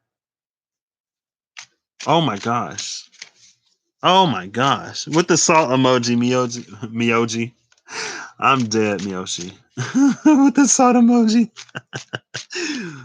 Man, he couldn't even look back at her. I wonder how he felt, though. Because I'm sure he loved her. But he's like, man, like, I can't even look back at her. So maybe he was just like, you know what? I'm sorry, girl. I'm gone.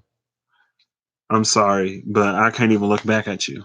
And that's like, honestly, to the folks from the past, like, if y'all looked back, I'm saying y'all, like, those folks would watch it. But, like, when I said, like, you release people in love, like, if people from the past, like, if they looked back, I'm sorry, but I can't look back at you.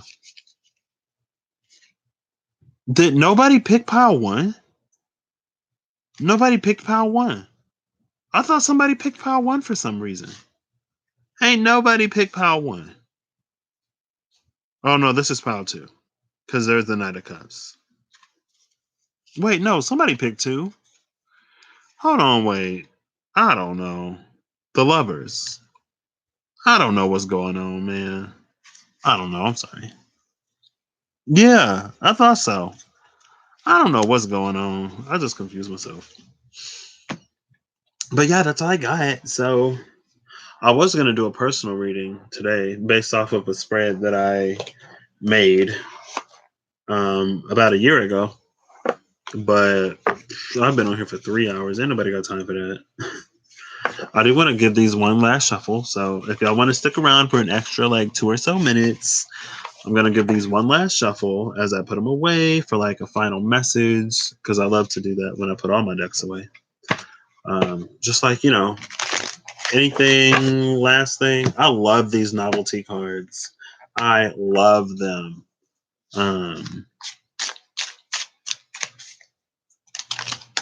Oop, there's a card already. Okay, all right. Well, we're done.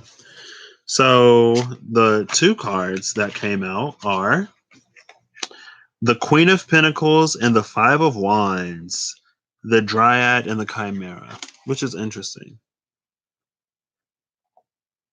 So, and then on the bottom of the deck is the Empress, Kali. There's my girl on the bottom. So we got the Queen of Pentacles, the Five of Wands, and then Kali at the bottom of the deck.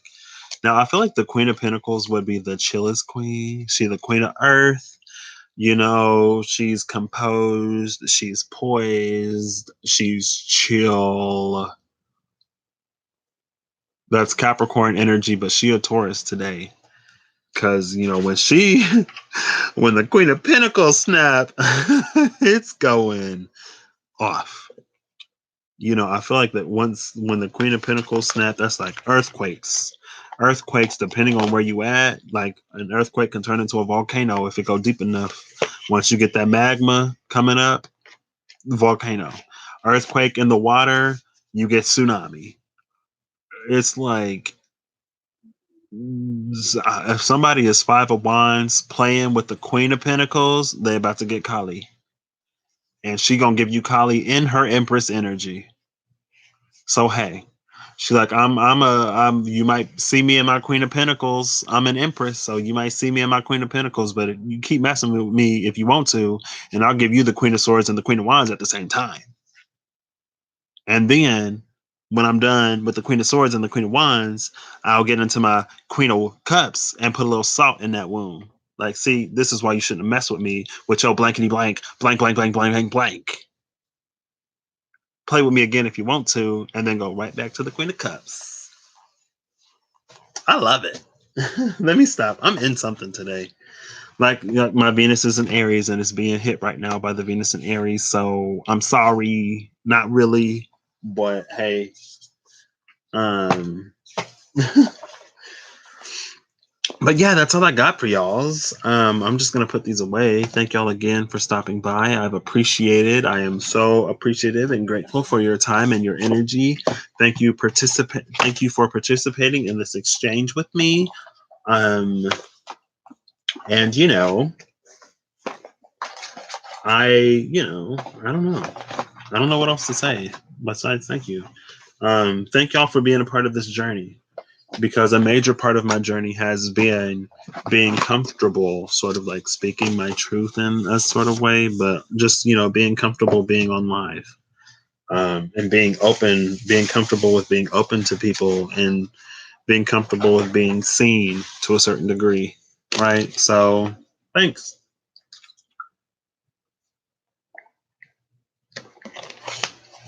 And just like this bottle of water that I just finished. No problem, Yoshi. Venus hitting my moon and rising. Ooh, you're a Venus in Aries woman. Oh my gosh. All that Aquarian energy and Venus is in Aries. Oof. Earth be flying. Earth be flying. Yes. I love it. Your grandmother felt Kali. Anybody can get a little piece of Kali. You ain't got to be a dude to get Kali, let me tell you. Anybody can get their head chopped off. Let me stop. They all were. Oh, okay. Part 8, no. Okay, all right. So yeah, thank y'all again. Throwing earth. I got y'all throwing earth. I got boiling water. Oh yeah, with your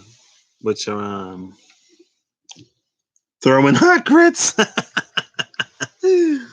I'm like, so I'm like a mudslide,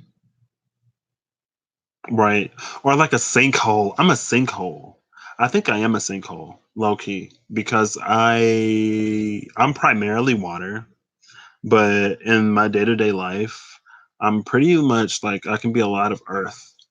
And so it's like a sinkhole, it's like quicksand. Like people think they treading on stable ground, but if like once my Taurus kick in, it just like boom. It's like the ground falls from under you. All of a sudden you sink in, and the more you struggle, the harder it's gonna be for you. But if you get me to that sinkhole, mudslide, quicksand stage, then that's on you. Cause the earth don't just do that. It got to be something under the earth to get it to do all that. But let me stop. Whew. All right. See y'all. We having fun today. It's all in love and it's all in good spirit. Cause don't F with us. It's that simple. I got a shadow just like everybody else got a shadow. Just because I ain't living in my shadow don't mean I don't have a shadow. I'm a tornado hitting land and full of excitement, right? It's like if y'all see that funnel cloud, y'all better get out the way before it touches down. Because once it touched down, them winds gonna be whipping like swords, cutting everything up. Whew, let me stop. This was fun. This was enjoyable. I had a good time. Why do I always stay on so long, y'all? Like I could have ended this already and put all these cards away, but I don't know. I'm enjoying y'all's company. So thank y'all's for being here with me. Hot steam, burning hair off eyebrows. Not the eyebrows, not the eyebrows. Oof. What is this? Hold on. Because you love us, I do. I never could say goodbye. I'm so bad at saying goodbye. No, no, no, no. I never could say goodbye. That's all the words I know, so I'm sorry.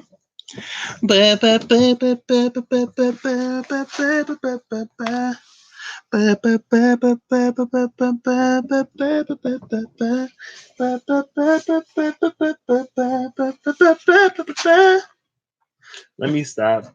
Where did I put the energy oracle cards? I don't know where I put them energy oracle cards. All right, well, I'm shutting this down now. Thanks again, y'all. It's been saying it. No, we ain't saying nothing. It's been really fun, and I've appreciated y'all again. Thank you for stopping by again. Thanks for making my journey what it's been again. And let me stop. Don't encourage me with this Venus conjunction. Anything is possible right now. Venus is all of the fire in my chart. The only fire besides my North Node, the only fire I got is Venus. So all my fire is just ready to come out. Like, yes, express me, free me. I'm like, girl, calm down, chill out, chill out. You can continue to have a seat, Venus, just because you're getting a little bit of conjunction right now with your own planet. I know you don't get a lot of action, but hey, I'm the one that's going to have to deal with everything. You cut up today, but once this little conjunction is over, who got to clean up the mess? The rest of my placements. Yes. So much love and so much light and patience and understanding and everything. Um yeah. All right. Y'all see how bad I am at shutting these down. Okay, I'm gonna end it for real now. I'm gonna catch y'all later. Thanks again for stopping by.